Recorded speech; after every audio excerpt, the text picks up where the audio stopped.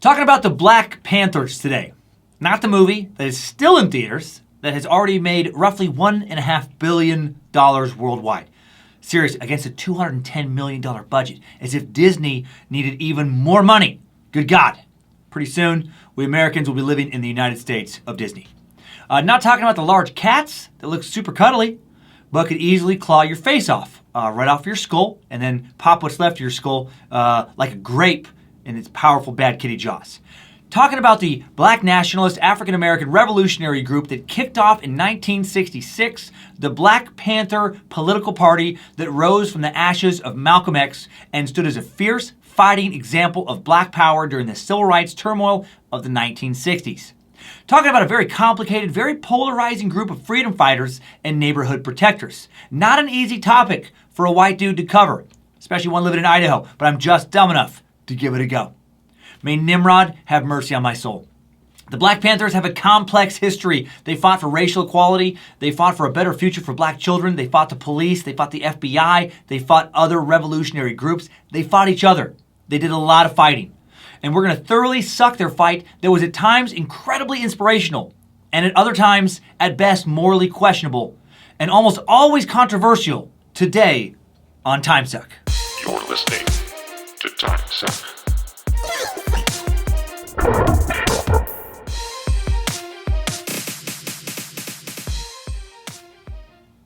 Happy Monday, time suckers. Where can fucking wait?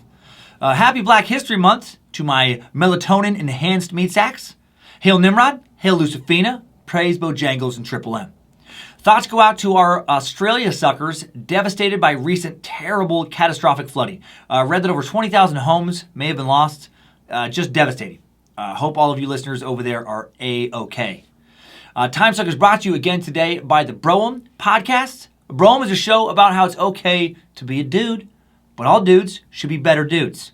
Each week on Broem, Joe and Ben pick a topic that they think dudes could use a little help with. And based on what I've heard so far, this is fantastic info, not just for dudes, but for all meat sacks. How to enjoy art, how to talk to women, how to build wealth, how to navigate discussions of different types of relationships. The guys are going to be talking about how your place is gross and how to fix it this week. Joe and Ben will share ideas on how to make your place less disgusting. Practical tips like get white towels so you can bleach them when you forget them in the washer for 2 days, and then you don't have to spend the rest of your life smelling like mold and mildew. Joe asked me to share any cleaning tips I have, but I'm a filthy dirtbag, and I should probably listen to this episode of Broem. A lot of great topics honestly discussed, so give it a shot. Tune in each week for new topics, new discussions, and new ways to continue seeking enlightenment through deadlifts. A podcast ran by timesuckers and space lizards. Broem. Broem it up! BROAUM.com for more info. Link in the episode description. You can push a button on the Timesuck web or app. Website. Why do you call it web? Website. It's called web. I don't know. Something. You know what I'm talking about. Thanks to the Space Lizards monthly Patreon contributions that now allow us to give $1,600 this month to the Cancer Research Institute. Hail Nimrod! The Cancer Research Institute is a 501c3 nonprofit organization dedicated to harnessing the human body's immune system's power to control and potentially cure all types of cancer. They fund the most innovative clinical and laboratory research around the world, support the next generation of the field's leaders, serve as a trusted source of information on immunotherapy for cancer patients and caregivers. Thanks to anyone also who recently purchased our Valentine's Day themed Timesuck pins. Check them out in the Timesuck Shopify store. Don't have to be just for Valentine's. Along with recent meat sack sweatshirts, so many other fun goodies. Thank you to Access Apparel for creating so many fun goodies with us, and thank you to Danger Brain for creating so many fun designs. Recording this in advance of the Madison, Wisconsin shows. Hope they were amazing. Hope they went well. Bringing the Happy Murder Tour to Philly this week. Get to the punchline. Shows in Salt Lake City at Wise Guys next week downtown. Some shows already sold out. Hail Nimrod for that. And then the Stardome in Birmingham, Punchline in Atlanta. That show is now sold out. Contacted the venue about trying to add a second show. Don't know if that'll happen. Zany's in Nashville. Stand Up Live in Huntsville, Alabama. Check out dancummins.tv for a full year of fun shows. More live time sucks coming up in Cleveland, Nashville, Spokane, San Francisco, Orlando, Phoenix, Denver, Grand Rapids, and Tacoma. Time right now for the Black Panthers.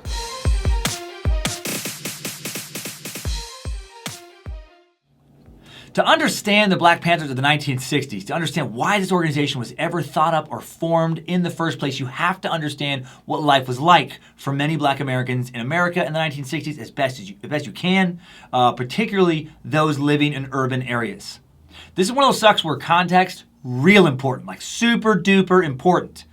Before I head down the road of today's suck, just know that I love my black meat sacks, my white meat sacks, and my law enforcement meat sacks. All of you. Probably going to hit that note several times today. You know, this is just you'll see as we go through this episode why I say this now, but it is just, it's a polarizing topic for a variety of reasons. It's very complex. Obviously, as a white man, I can't personally speak to what it is like to live as a Black American in this or in any era. Not going to try to do so. Although, according to my 23andMe results, I am in fact 0.3% Sudanese, 0.1% Sub-Saharan African. Not kidding about that. Kidding about acting like that gives me any right to talk about anything. Not kidding about the results. But yes, obviously my results do not enlighten me in any way whatsoever to the historical struggle and plight of many Black Americans. Before I dive into the meat of this episode, just know that I do realize I'm white as fuck. I know I can't personally relate to widespread racial discrimination on any level. Just found this story fascinating, wanted to suck it, follow where the truth and logic took me. Meat sacks of all color, including myself, all rationally, critically thinking, empathetic meat sacks can, I hope, at least understand what it's like to struggle. Hope we all at least recognize, that others are struggling and can empathize with them to some degree. We're all part of the same human experience. Another important disclaimer before I go further, I am very racist. I just want you to keep that in mind when it comes to Polish people. Many of you know that I have some extreme prejudice, and that's not widely accepted, my views. So I just want you to know that I'm not ready to accept the Polish people as full-fledged humans quite yet, and that's my right. And I'm done with that tired joke now for this episode. I just can't seem to stay away from it. It just keeps popping up in my head. No, real disclaimer now. When it comes to issues that involve race, just like politics, religion, gender, etc., things have a tendency to leave the arena of logic and enter the realm of emotion real quick. It's sensitive shit. And that is why I'm going to throw out some numbers to kick off the show. A little bit of math. Numbers that make the case that life on average was unquestionably way fucking harder for Black Americans than it was overall for white Americans in the 1960s, as it still is overall today. And that's not my opinion. That's a statistical fact. It has been documented by numerous comprehensive nonpartisan studies time after time after time. And if you're thinking, well, I'm not Black, life isn't easy for me, I'm struggling, I worry about rent every month. I know plenty of Black people way better off than my poor white ass, making more money than me, making more money than my family ever has. I struggle far more in every meaningful way than the people I know are struggling. What the fuck, dude? I get it. Your feelings are valid. Your struggle is real. Your hardships are very real. Hell yes, they are not denying that one bit. But this suck isn't about comparing one individual life or the lives of one particular neighborhood or community to another isolated life or another isolated community or neighborhood. It's about cultural trends. It's about trends, overall tendencies for the nation itself. On average, members of every race but African American doing better than members of African descent in the United States, because statistically, when it comes to average education level, average income, average incarceration rate, no one has had a rougher go of it than Black Americans. There are roughly a metric shit ton of stats that back this claim up, and these aren't liberal agenda numbers taken from some nonsense place from my more socially conservative listeners. This isn't from the liberal media, quote unquote. Take a deep breath, grab a stress ball, squeeze it. The numbers I'll be relaying to you today are not gathered from whiteguilt.snowflake. They haven't been taken from socialjusticewarrior.crymeafucking-river. They're taken from either the U.S. Bureau of Labor, the U.S. Census Bureau, or the U.S. Bureau of Justice. And if you think that those organizations are conspiratorially motivated in favor of the plight of Black Americans, well, you're not a logical person. You might as well turn this off now, because there's quite literally nothing I can say to make any of this appealing to you. For those of you still listening, hopefully everyone, here are some numbers. According to the U.S. Census Bureau, the average household income for a white household in 2017 was $65,273. Average household income, 2017, for a white family. The average household income for a Black household, $40,258. That means that white households made just as recently as 2017, on average, over 62% more than Black households. Hope you appreciate those numbers. My dumbass had to relearn how to use Microsoft Excel to gather those. Why? U.S. Census Bureau, why? Put it in a fucking PDF like every other place would do. Anyway, U.S. Bureau of Labor Statistics taken between 2014 and 2016 showed that the average household income for Black Americans was lower than any other ethnic group, lower than white, Asian. Back in 1967, the earliest year that the U.S. Census Bureau data exists for U.S. household income by race, and this is just 2 years after the Panthers were formed, no, 1 year after actually, the disparity was even greater. And we'll get into the Timesuck timeline for the Panthers here soon. But yeah, back in 1967, the median household income for whites, $44,700, compared to $24,700 for blacks. White people made just under 81% more money than black people on average. That's crazy. That's some serious disparity. No consolation to you if you're some poor as fuck white person living in 1967, but clearly overall, Black Americans not doing nearly as well as white Americans. And racist, discriminatory practices, culturally, politically, played a large role in that difference. How could they not? According to the 2015 U.S. Census statistics, around 36% of white Americans have at least a bachelor's degree, compared to roughly 22% of black Americans. Almost 64% more common for white people on average to have a bachelor's degree than black people as recent as 2015. The gap was even wider back in 1965. And this is right around when the Black Panther Party was formed, the year before. Around 51% of white Americans had graduated high school compared to only 27% of black Americans. Whites on average were almost 89% more likely to have a 4-year college degree than black Americans, damn near 90% more likely to hold a college degree. Discrimination for sure playing a large role here. Generations of discrimination following centuries of actual literal enslavement. Now let's talk about incarceration. According to 2016 Bureau of Justice prison statistics, black Americans made up 12% of the total U.S. population, but made up 33% of the total U.S. incarcerated population, currently serving prison sentences. And I only add that little caveat because that differentiates these numbers as people having sentences as opposed to people who just might be being held for like an upcoming trial or something. White Americans made up 64% of the total population, made up 30% of the prisoner population. In 2016, black Americans were incarcerated at over 5 times the rate of white Americans. That's an alarming disparity. That one was actually not worse in the 1960s. It was just as bad. In 1960, blacks were also incarcerated 5 times as often as whites. So why the 1960s? Why did the Black Panthers form in this decade? Well, because as bad as things still were, things were getting better due to the civil rights movement, and they were supposed to be getting a lot better. It was now safer to be visibly and publicly furious about racial mistreatment, thanks to the new counterculture movement, than it was like a decade before. Now that it was finally a little safer to show your anger, centuries of pent-up rage were pouring out of many African Americans. We've talked about the counterculture movements of the 1960s in previous sucks, such as the suck of Charles Manson, Jim Jones, Children of God sucks, amongst others. The American youth of all races were questioning authority very differently than their parents or grandparents had. There was just a growing distrust of the government, partly to do with the growing Vietnam conflict, partly to do with the JFK assassination. An inspiring leader of many young Americans in the early 60s was JFK, and then assassinated in 1963, and many believed the government had a hand in it. I still kind of believe that today. Citizens were questioning the government at levels not seen since the build-up to the Civil War. Many white youths were strongly opposed to the racial segregation of their parents' and grandparents' generations, or grandparents. They were embarrassed by it. They also opposed the growing conflict in Vietnam.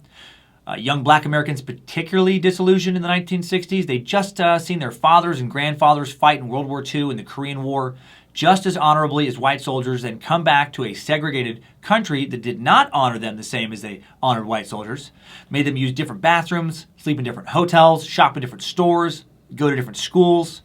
They were still being drafted into the military to fight honorably for a country that they didn't feel was treating them honorably and wasn't. For a more comprehensive look into racial segregation, by the way, you can revisit the Ku Klux Klan suck or the Martin Luther King Jr. suck. I assure you it existed. The Civil Rights Act was passed in 1960, a federal law that established inspection of local voter registration polls and introduced penalties for anyone who obstructed someone's attempt to register to vote. And then the Civil Rights Act of 1964 was passed, which ended segregation in public spaces and banned employment discrimination on the basis of race, color, religion, sex, or nationality. Years of fighting and marches and protests and spilled blood and beatings and death led to the passage of this legislation, and things were now supposed to be better, except they really weren't. Life for the average black American did not actually get that much better after this legislation was passed. Not immediately, anyway. And there was a feeling of betrayal, of great betrayal. Why had so many sacrificed to pass this new legislation to end racial discrimination, only to see new laws not being enforced in many places, or people finding loopholes to get around these laws and still be very discriminatory?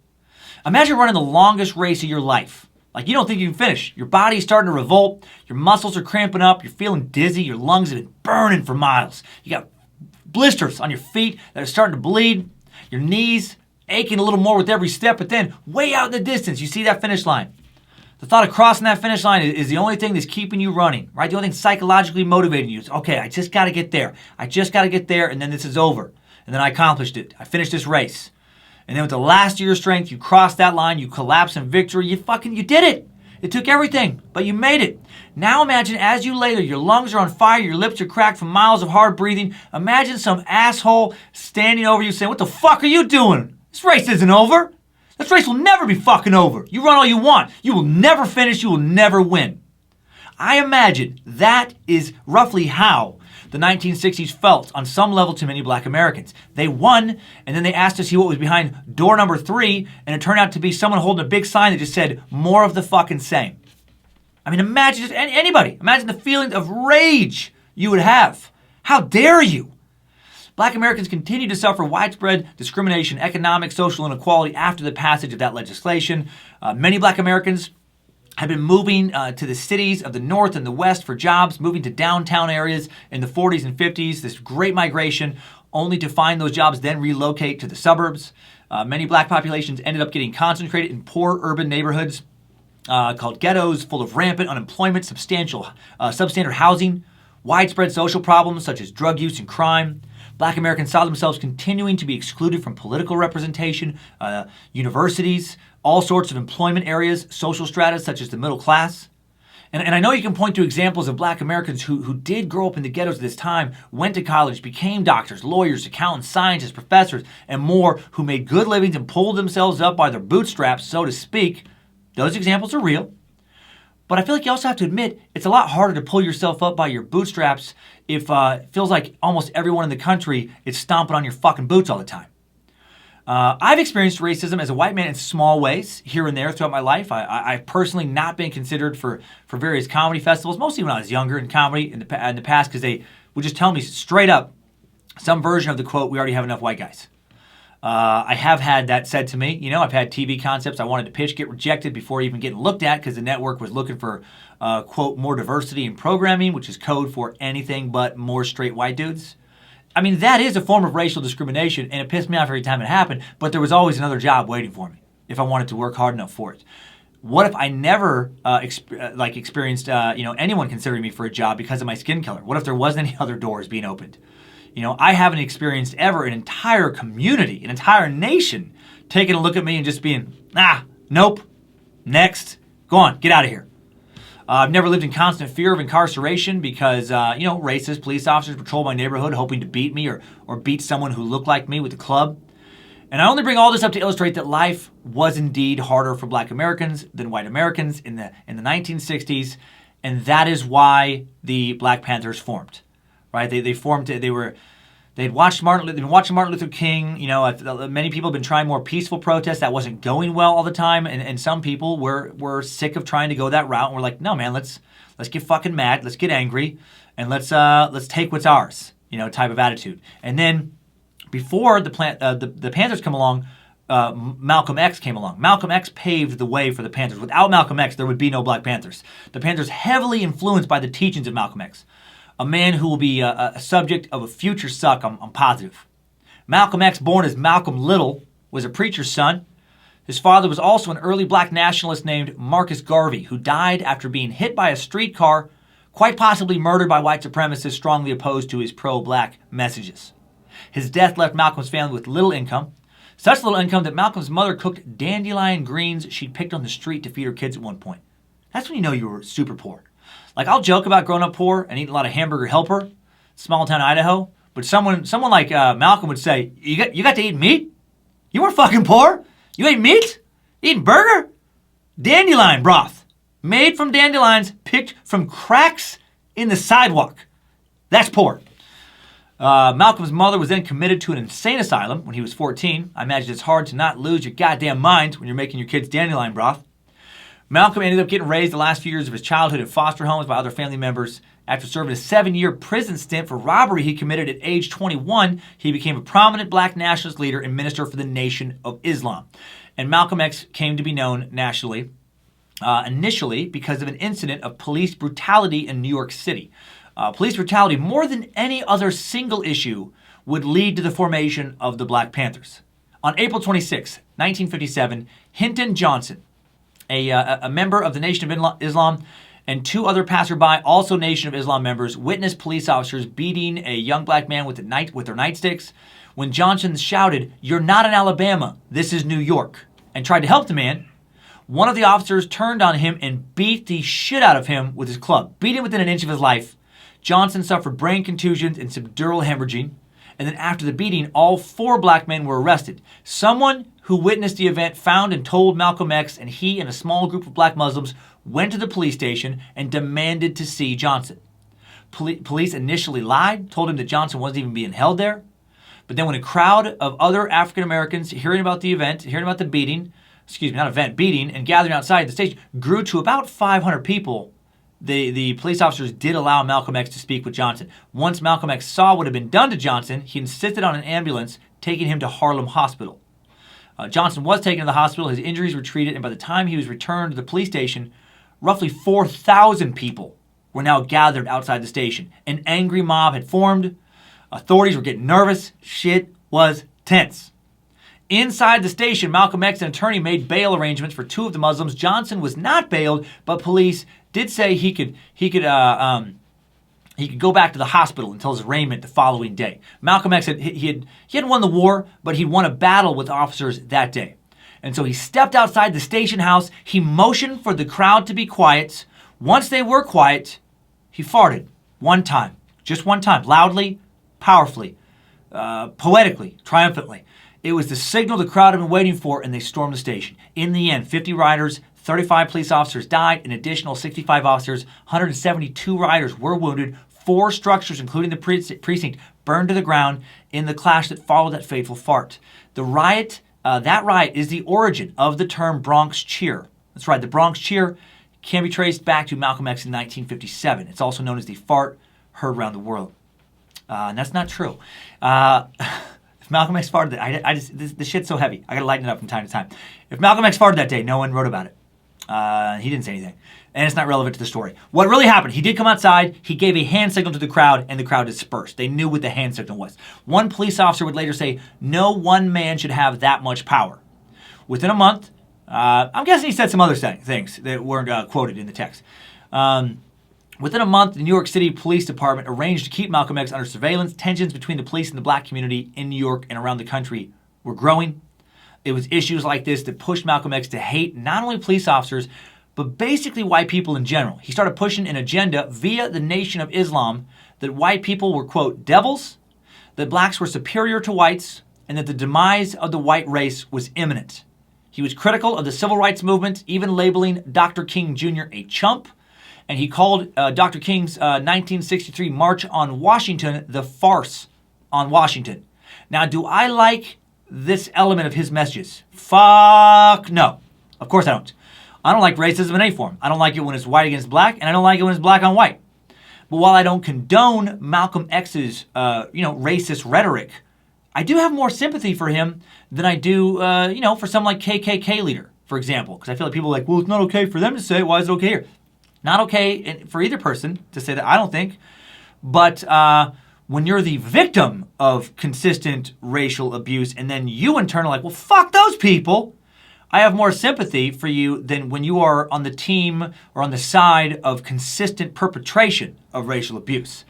right? Malcolm's rage came from being a member of a race that truly was continually oppressed and victimized by the race that was in political and cultural power in the nation he was born and raised in. I mean, he's different associations, the death of his father, witnessing all these beatings. It makes more sense to me, I guess is what I'm saying. Doesn't make it more right at the end of the day, but it makes it, to me, more understandable. It was the same rage that also would create the Black Panthers. It was the issue of police brutality, again, that led to their creation. And law enforcement time suckers, you know that I love you. I think the overwhelming majority of you are great goddamn citizens. You know that how much respect I have for you for putting your lives on the line to keep the public safe day after day after day. And I'm guessing you also know that some of your coworkers, or at least some of your professional predecessors, either are or in past times were sadistic racist fucks. Like, some people crave a position of authority to serve and protect, others abuse it. Right? That's just, I feel like that is just, I would like to think common sense. The world has always had those meat sacks, always will. And Malcolm X and the Black Panthers after him weren't just talking out of their asses when they complained about police brutality. And that wasn't a callback to my silly fart joke either. Hard to find stats specifically on incidents of police brutality in the 1950s and 1960s that compare police violence towards blacks against violence of any other race, including whites. But I did find some interesting info that at least illustrates a pervasive culture of prejudice that no job sector, including law enforcement, would be immune to. In 1929, the Illinois Association for Criminal Justice published the Illinois Crime Survey, conducted between 1927 and 1928. The survey sought to analyze causes of high crime rates in Chicago and Cook County, especially among criminals associated with Al Capone. But the survey also provided some unexpected data. Although African Americans made up just 5% of the area's population at the time, they constituted 30% of the victims of police killings. You don't get a number like that without a lot of racism. I mean, clearly, many of the police at that time were far more likely to kill you if you were black than if you were white. Using 2015 data, racial minorities made up about 37.4% of the general population in the U.S. and 46.6% of armed and unarmed killings by police. They made up 62.7% of unarmed people killed by police. Wow. An analysis of FBI data found that black people accounted for 31% of police killing victims in 2012, even though they make up just 13% of the U.S. population. Although the data is incomplete because it's based on voluntary reports from police agencies around the country, it highlights the vast disparities in how some police were still using force as recently as 2012. A 2011 to 2014 study by a University of California Davis professor found, quote, evidence of a significant bias in the killing of unarmed black Americans relative to unarmed white Americans, in that the probability of being black, unarmed, and shot by police is roughly 3.49, so 3.5 times the probability of being white, unarmed, and shot by police on average. I mean, again, that's a huge difference. That's not like a slight statistical anomaly. 3.5 times more likely. 2010 New York Governor's Task Force study examining police on police shootings found even black and Latino police officers face a greater risk of being killed by other police. In cases of mistaken identity, 9 out of 10 of off-duty police officers killed by other officers in the U.S. since 1982 have either been black or Latino. 9 out of 10. Again, clearly, when white people say don't shoot, they're far more likely to be listened to than black people. 2013-2014 Stanford study of police practices in Oakland, California, where the Black Panthers would really get going as a movement, found that officers were disproportionately handcuffing blacks. 2,890 African Americans were handcuffed but not arrested in a 13-month period, compared to only 193 white people. When Oakland officers pulled over a vehicle but didn't arrest anyone, 72 white people were handcuffed, compared to nearly 1,500 African Americans. I mean, that's an astronomical disparity. And if racial profiling is still occurring now, which the stats consistently show is happening, God, it's safe to assume this shit was way worse in the 1950s and 60s. So much worse in the days before social media, YouTube, and everyone having a video camera on their phone. Phone kept everybody a little more honest. Martin Luther King Jr., wasn't leading marches and leading sit-ins because everything was fine and dandy. Malcolm X wasn't talking about white devils because of the consistent love and respect coming his way from white people. And then in 1965, the year before our timeline was founded, or will begin, 2 major incidents led to the formation of the Black Panther Party.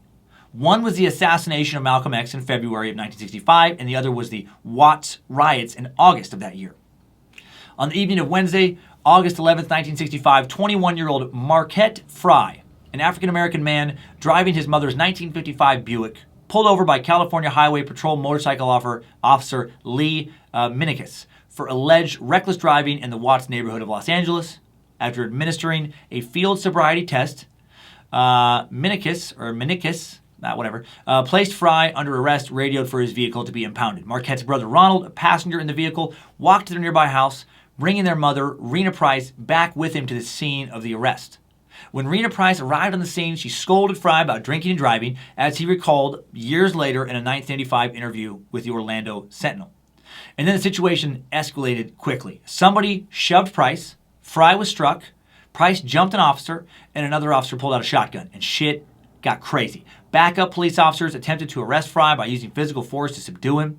After community members reported that police had roughed up Fry and kicked a pregnant woman, angry mobs quickly formed. As the situation intensified, growing crowds of local residents watching the exchange began yelling and throwing objects at the police officers. They'd had enough, and a riot broke out. Police came to the scene to break up the crowd several times that night, but were attacked when people threw rocks and chunks of concrete at them. A 46 square mile swath of Los Angeles was transformed into an active combat zone for 6 days.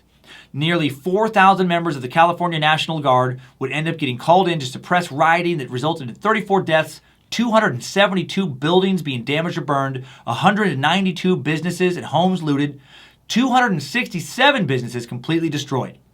Overall, $40 million worth of damage occurred, which would be $320 million in 2018 dollars.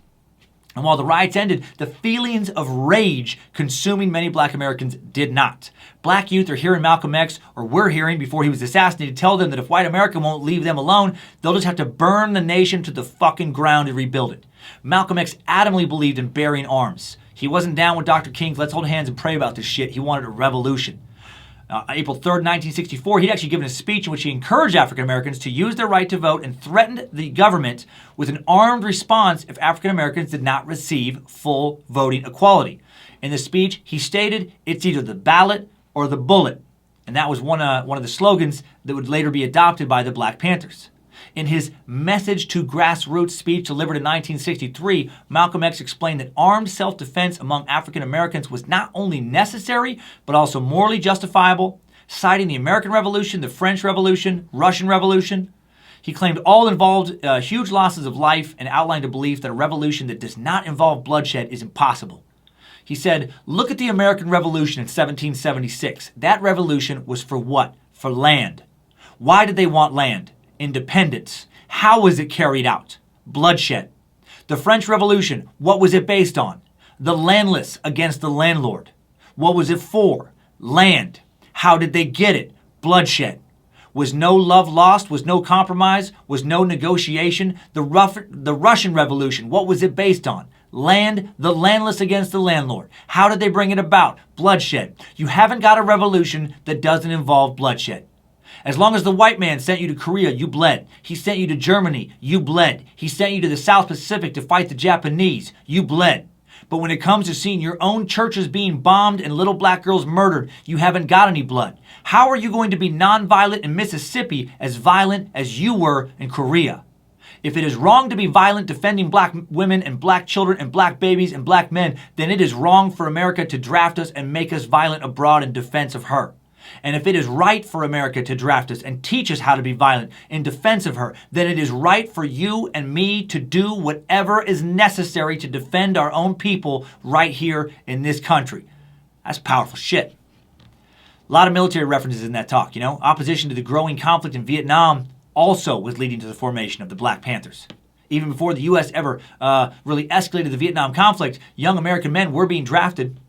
Between 1954 and 1964, peacetime drafts, from the end of the Korean War until the main escalation in Vietnam, the peacetime drafts inducted more than 1.4 million American men, on average of more than 120,000 per year. many Panther leaders would preach a message of, why should we fight and die for a nation that doesn't fight for us? Right? A nation whose police profile, beat, and kill us. A nation that forces many of us to live in ghettos where jobs are scarce, where the schools our children go to are broken down and dangerous, where we can't make enough money to properly feed our children, where our children, in addition to not having proper nutritional and educational access, also don't have the proper access to hope for a better life. Now that the context has been laid down and backed up with some numbers never gathered from wackadoodle. This will trick Whitey. Now let us jump into the Panthers with today's Timesuck timeline after a word from another sponsor of today. Timesuck is brought to you once again by the A-Hole Air Banjo. The A-Hole Air Banjo Academy. The A-Hole Air Banjo Academy's latest course, Banjo Power, Plucking It to the Man. You can sign up today. You don't always have to grab the air guitar when you're laying down some bomb tracks to fuel a revolution. Rage Against the Machine, actually perfect for air banjo. Bang tank patang pank patang tang tank patang pank patang tatong tank patang pank tatang patang pank, killing in the name of dang dang dang dang. Fucking, you hear that? It's perfect. Some of those who work forces are the same that burn crosses. Oh, I don't know, actually, not that part. Or how about Aretha Franklin, respect banjo backup to get you in the mood to take no shit from anyone. It's perfect. Bang, dang. Bang, dang. Bang, dang. You don't want to overdo it. Dang, dang. What you want? Dang, dang, dang. Dang, dang, dang. Dang, dang, dang. Dang, dang, dang. Bang, bang, bang. Bang, dang, dang, dang, dang, dang, dang, dang, dang, dang, dang, dang. Probably overdoing it there. Dang, dang, dang, dang. Dang, dang, dang. You get it? You get it. And I'm done now. I'm done again. It's fucking heavy. I have to break it up here and there. Oh. Am I ever getting tired of air banjo? I hope not. Timesuck is actually brought to you today by Lisa. Maybe people would have been nicer to each other back in the 50s and 60s if all meat sacks were sleeping better. People get grouchy when they don't get enough sleep. I do. Now, the only reason I don't get good sleep is because sometimes I don't go to sleep when I should. When I do go to sleep, when I actually get into bed, I get great sleep because I'm on a Lisa mattress. A quality night's sleep helps you recover from distractions faster, prevents burnout, make better decisions, improve your memory, make fewer mistakes. It's not marketing, it's science. More sleep also helps you be less of a dick. That's not marketing or science, it's just my opinion, but I do believe it to be true. So don't be a dick, sleep on a Lisa. That could be a slogan if Lisa execs want to use it. I'll sign away my rights right now. I'll score it with the air banjo if anybody from Lisa wants to have that in the background. Bang, bang, bang, bang, bang, bang, bang, bang, for free. I'm just throwing that out there. Lisa builds a great mattress. They're a great company. Through their 110 program, they donate one mattress for every 10 they sell. That's more than 32,000 mattresses donated now through over 1,000 nonprofits and counting. And the all-foam Lisa mattress is new and improved, featuring cooling, LSA 200 foam for enhanced pressure relief for side sleepers. Just yesterday, I was snuggled up on my Lisa with my wife, Lindsay, Queen of Suck, and Ginger Bell and Penny Pooper, and I have to say, the dogs, they do seem to love it. They refuse to move off the bed. It's the only time I've ever heard either one of those little furry assholes growl at me. And I get it, they don't want to get kicked off of Lisa. And I don't get up to do anything about it because I'm also very comfortable and cozy and I don't want to move. I'm too snugged up. So don't miss getting snugged up. Get some snug. Don't miss Lisa's President's Day sale. This is a new kick-ass Lisa deal. Get 15% off any mattress for a limited time at lisa.com/timesuck when you use the promo code TIMESUCK. That's LEESA.com/timesuck, promo code TIMESUCK. Link in the episode description. Lisa button in the Timesuck app. Black Panther timeline right now. Strap on those boots, soldier. We're marching down a Timesuck timeline.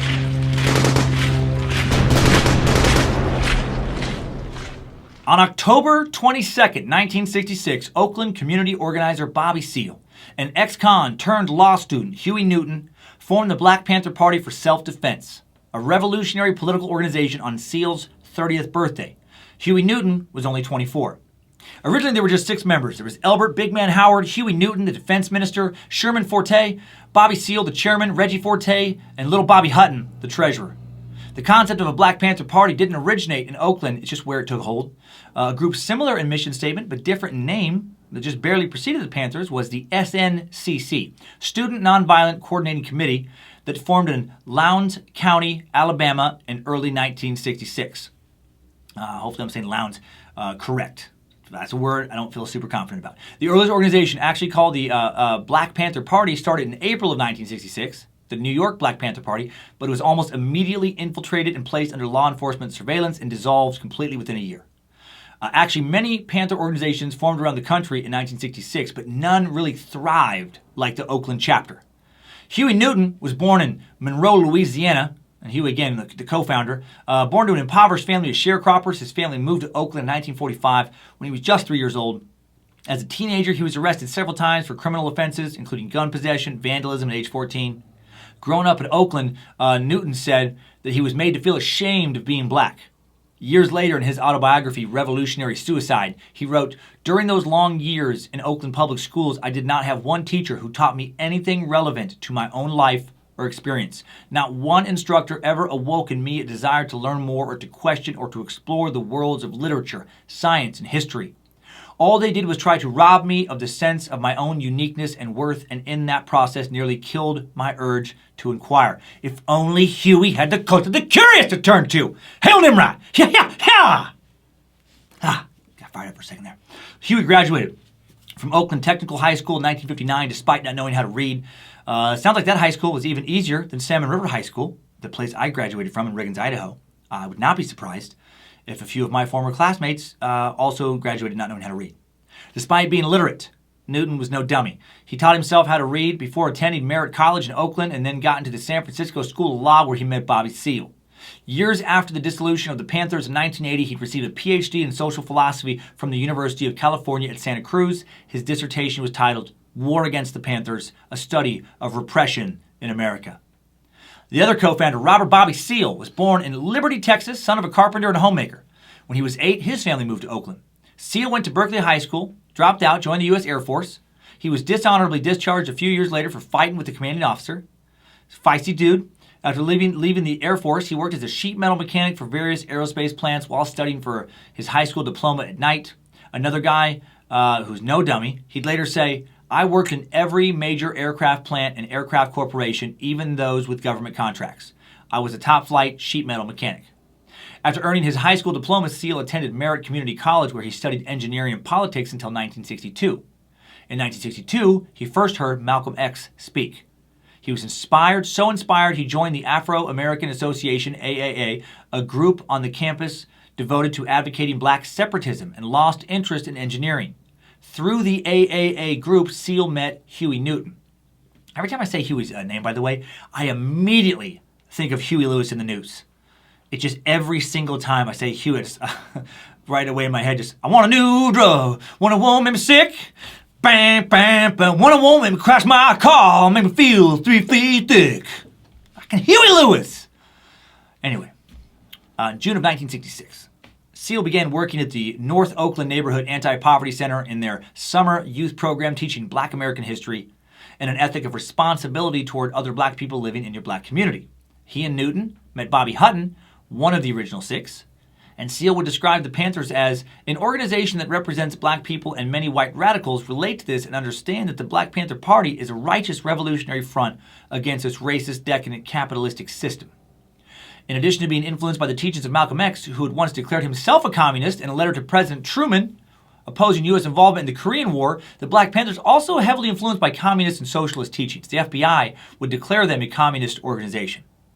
Like Malcom X, the Panthers were influenced by the philosophies of Fidel Castro, Karl Marx, and others. They believed in a link between racism and the capitalist system.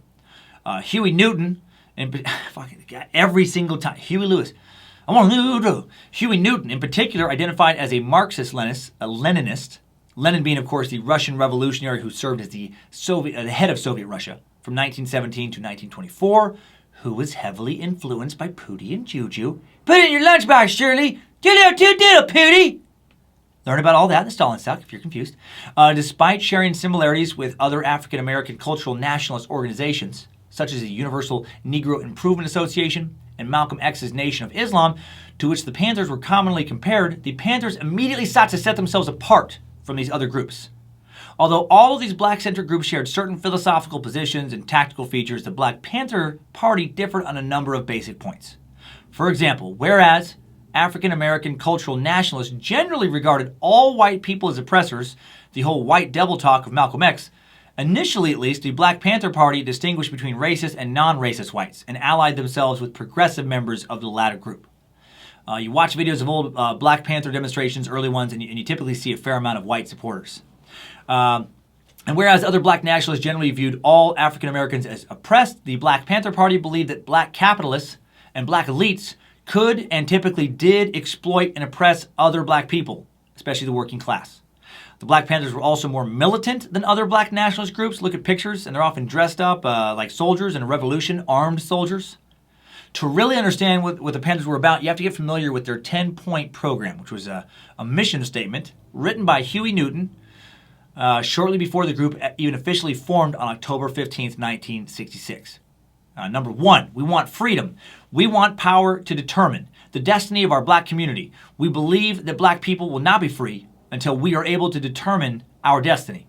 Number 2, we want full employment for our people. We believe that the federal government is responsible and obligated to give every man employment or a guaranteed income. We believe that if the white American businessman will not give full employment, then the means of production should be taken from the businessman and placed in the community, so that the people of the community can organize and employ all of its people and give a high standard of living. I do understand the desire to have more equality here, I mean, of course, but man, not through communism.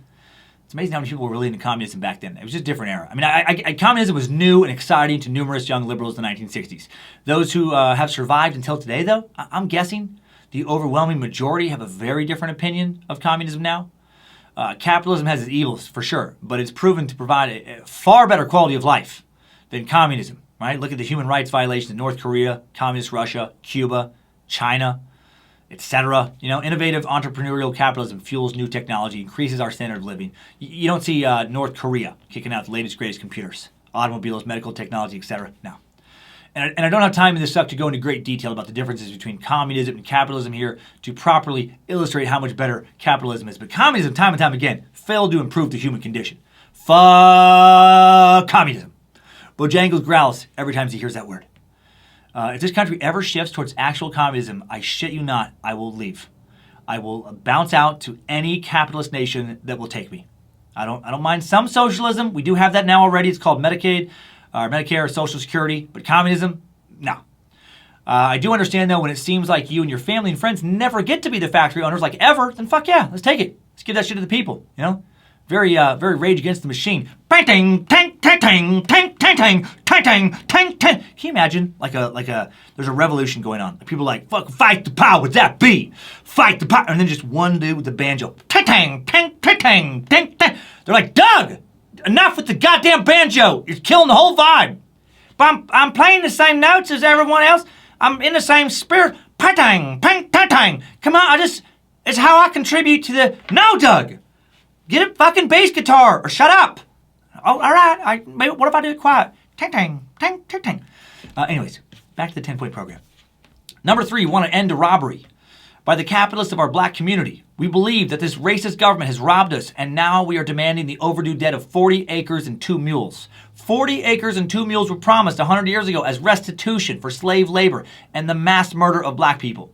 We will accept the payment in currency, which will be distributed to many communities. The Germans are now aiding the Jews in Israel for the genocide of the Jewish people. The Germans murdered 6 million Jews. The American racists have taken part in the slaughter of over 50 million black people. Therefore, we feel that this is a modest demand that we make. Now, restitution. This is something I've heard about many, many years. I've often heard of this 40 acres and 2 mules promise, but I've never looked into it until this week. So glad the suck gave me an excuse to do so. Did the U.S. government promise to give 40 acres and 2 mules to freed slaves following the Civil War? The short answer is no, it actually did not. But hear me out. The notion does have historical origins. When a Union army led by General William Tecumseh Sherman marched through Georgia in late 1864, thousands of newly freed black citizens followed along. Until the arrival of federal troops, they had been slaves on plantations in that region. Sherman's army took the city of Savannah, Georgia, just before Christmas 1864. While in Savannah, Sherman attended a meeting organized in January 1865 by Edwin Stanton, President Lincoln's Secretary of War. A number of local black ministers, most of whom had just recently lived as slaves, expressed the desires of the local black population. According to a letter General Sherman wrote a year later, Secretary Stanton concluded that if given land, the freed slaves could take care of themselves. And as land belonging to those who rose up in rebellion against the federal government had been declared abandoned by a recent act of Congress, there was land to distribute. Following the meeting, Sherman drafted an order, General Sherman, which was officially designated as Special Field Orders Number 15. In this document, dated January 16, 1865, Sherman ordered that the abandoned rice plantations from the sea to 30 miles inland would be, quote, reserved and set apart for the settlement of the freed slaves in the region. Okay, so land was promised to freed slaves. However, it was promised by a general in the army who did not have the authority to make that promise. Right? It was not a bill passed through Congress and the Senate and then signed into law by the president. According to Sherman's order, each family shall have a plot of not more than 40 acres of tillable ground. At the time, it was generally accepted that 40 acres of land was the optimal size for a family farm. General Rufus Saxton was put in charge of administering the land along the Georgia coast. While Sherman's order stated each family shall have a plot of no more than 40 acres of tillable ground, there was no specific mention of farm animals, no 2 mules. However, General Saxton did apparently provide surplus U.S. Army mules to some of the families granted land. And that's where the mule part of the story comes into play. And a lot of people heard about Sherman's order because it got a lot of national press. The New York Times on January 29, 1865, printed the entire text on the front page under the headline, General Sherman's Order Providing Homes for the Freed Negroes. 3 months after Sherman issued his Field Orders Number 15, the U.S. Congress created the Freedmen's Bureau for the purpose of ensuring the welfare of millions of slaves being freed by the war. We talked about this bureau in the KKK suck. One initial task of the Freedmen's Bureau was the management of lands confiscated from those who had rebelled against the U.S. The intent of Congress, led by radical Republicans, was to break up the plantations and redistribute the land so former slaves could have their own small farms. But then Lincoln was killed. Everything changed. Andrew Johnson became president in April 1865, and Andrew Johnson was kind of a douchebag. And Johnson, on May 28, 1865, issued a proclamation of pardon and amnesty to citizens in the South who would take an oath of allegiance. As part of the pardon process, lands confiscated from these people during the war would now be returned to them. So while the radical Republicans had fully intended for there to be a massive redistribution of land from former slave owners to former slaves under the Reconstruction, and land was actually in fact given to many former slaves, Johnson's policy came in and fucked everything up. Approximately 40,000 former slaves received grants of land under Sherman's order, and then all of that was taken away by Andrew Johnson. So while there was no law or presidential promise of 40 acres and 2 mules, there was an attempt at restitution that was then revoked. Do I think that some form of restitution should be given to the descendants of slaves? Yes, but I don't know what it should look like. It's so complicated. It would be easy to say, oh, fuck yeah, fucking money, land, yeah, everything, whatever's fair, make it happen. But that's not how life works. Does the U.S. government even have the ability to pay out the money that would be required? And if the descendants of slaves should get money, what about American Indians? What should they get? Who pays for all that now? Taxpayers? What about taxpayers whose ancestors weren't even in this country prior to 1865? Is that fair? The more you think about it, the more complex it gets. Aren't there any other groups of Americans who aren't African American also trapped in cycles of multi-generational socioeconomic disadvantages? Who else should be given some money? It's fucking tricky. Which is why it should be looked into and not ignored. People smarter than me should take some time to actually dig into this issue. And people tried, and unfortunately didn't go anywhere. Every year between 1989 and 2017, Representative John Conyers from Michigan, Democrat, introduced the Commission to Study Reparation Proposals for African Americans Act. As the name indicates, H.R. 40 did not require reparations. It was just to look into it, to study it. It just called for the comprehensive research into the nature and financial impact of African enslavement, as well as the ills inflicted on black people during the Jim Crow era. Only then can remedies be considered or suggested, and every year the bill stalled. Democrats and Republicans, everybody shot it down. Every year, every single year for 19 years. It's fucking embarrassing.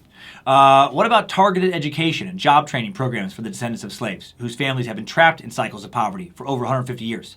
Can we at least look into that? I think shame on us for not ever, actually considering it. Back to the 10 points now. Number 4, we want decent housing fit for the shelter of human beings. We believe that if white landlords will not give decent housing to our black community, then the housing and the land should be made into cooperatives so that our community, with government aid, can build and make decent housing for its people. Again, I don't like the communist angle, but decent and affordable housing should absolutely be made available to everybody. We want education. Number 5, we want education for our people that exposes the true nature of this decadent American society. We want education that teaches us our true history and our role in the present day society. We believe in an educational system that will give our people a knowledge of self. If a man does not have knowledge of himself and his position in society and the world, then he has little chance to relate to anything else. Couldn't agree more. The curriculum taught to kids in school seems to be way more diverse now than it was when I was a kid, based on what I've seen with Kyler Monroe. So I feel like things are moving in a good direction. That's good. Hail Nimrod. That's good. When I was a kid, I didn't learn shit in school about Africa or the Middle East or really anything other than just information filtered through a Judeo-Christian kind of Western European lens. I feel like the best way to be racist and prejudiced is to only look at the world through your little bubble, right? Your little cultural and racial point of view. Travel to enough other nations, read enough foreign literature, and you will realize, if you keep an open mind, that we're all pretty much the same. When you get down to the core of it, we're all involved in the same struggle. We got different ideologies, different religious and political notions, but deep down, everybody pretty much wants the same shit. Number 6, we want all black men to be exempt from military service. We believe that black people should not be forced to fight in the military service to defend a racist government that does not protect us. We will not fight and kill other people of color in the world who, like black people, are being victimized by the white racist government of America. We will protect ourselves from the force and violence of the racist police and the racist military by whatever means necessary. There's a little Malcom X, by whatever means necessary. I understand the logic here, but maybe this one shouldn't have been written down. This reads as a declaration of war. And when you're fighting a nation with too many soldiers and weapons for you to ever even hope to defeat them, maybe just kind of keep that quiet. Maybe have number 6 be discussed internally, secretly, never written down if you don't want to get on in the FBI's kind of watch list.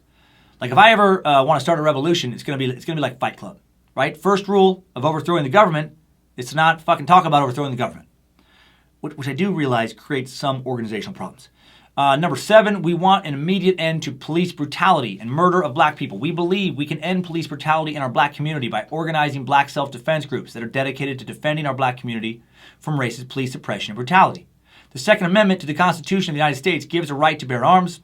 We therefore believe that all black people should arm themselves for self-defense. Yeah, I agree. The main point of having an armed citizenry is to prevent your government from becoming tyrannical and abusing you. I got a lot of emails after my gun control suck a while back let me know that despite our military having superior weaponry, an armed populace still absolutely helps keep our government in check through the threat of a, insurgency. We want number 8. We want freedom for all black men held in federal, state, county, and city prisons and jails. We believe that all black people should be released from their many jails and prisons because they have not received a fair and impartial trial. May want to change the wording on this one. How about we believe that all black inmates should have their cases reviewed by, fair juries, mixed juries, while many black inmates have been wrongly incarcerated. Not all black inmates were in jail because they were the victim of racism. Many were there because they broke laws. But again, I understand where this is coming from. I understand the sentiment. We want, number 9, we want all black people to be able to take any and all property from the descendants of slave owners effective now. This includes physical property, financial property, intellectual property, and sexual property. Your bodies will be ours, you white devil motherfuckers. That's intense, and that's not number 9. That'd be too much. That would be can't launch a revolution when you're that aggressive right off the rip. No, number 9. I actually confused myself. I wrote that down in my notes and then forgot I had written down a lie, and I was like, what the fuck? How did they think they would fucking get away with that? You can't just take people's land right now. What the fuck? Oh yeah, I made that up. I was the one who fucking made up that lie.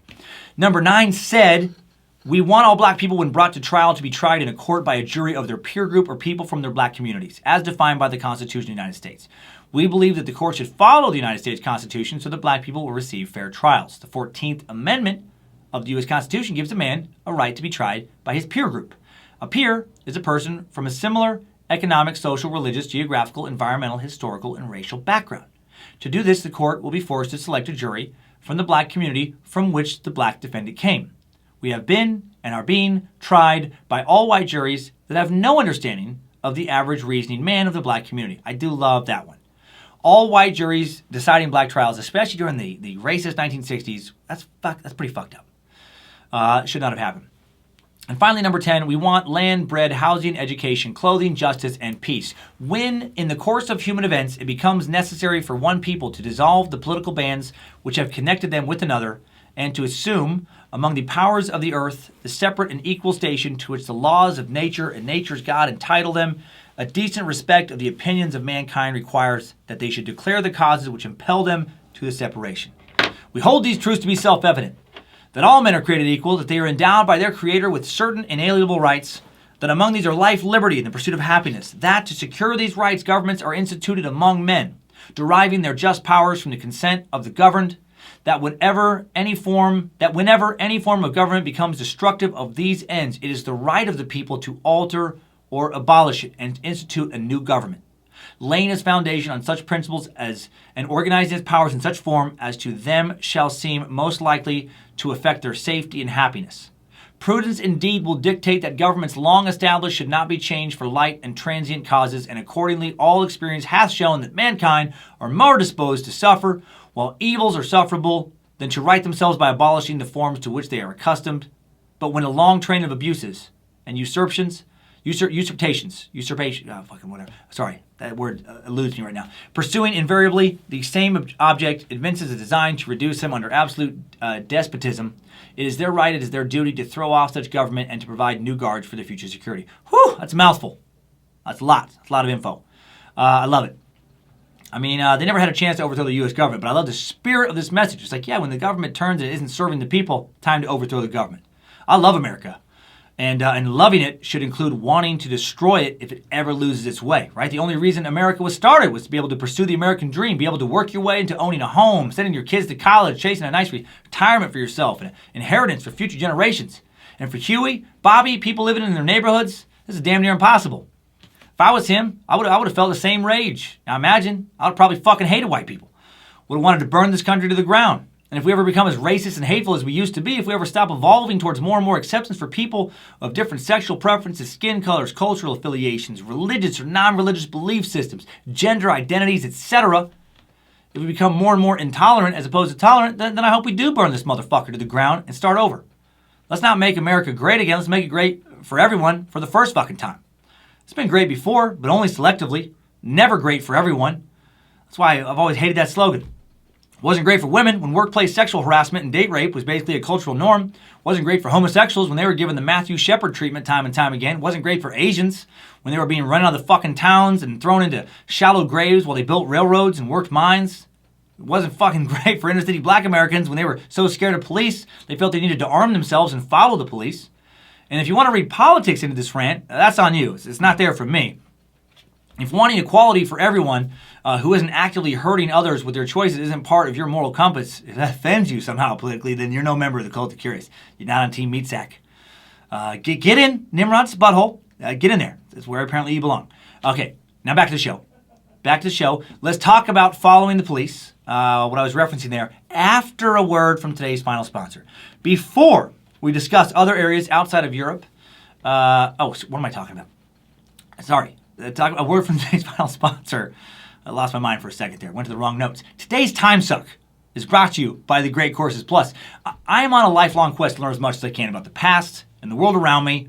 And the Great Courses Plus is an invaluable tool in this regard. Well, with the Great Courses Plus, you get unlimited access to in-depth, insightful information on virtually any topic.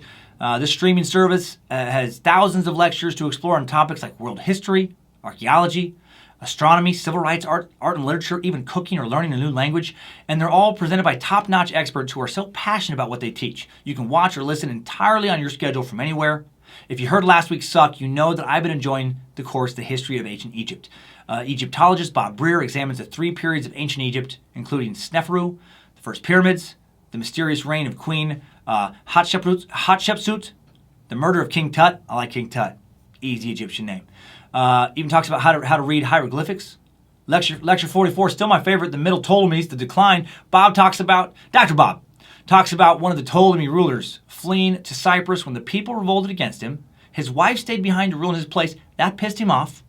So he let her know that he was not happy by having their son killed, dismembered, and then having the scattered parts of their son sent to her on her birthday.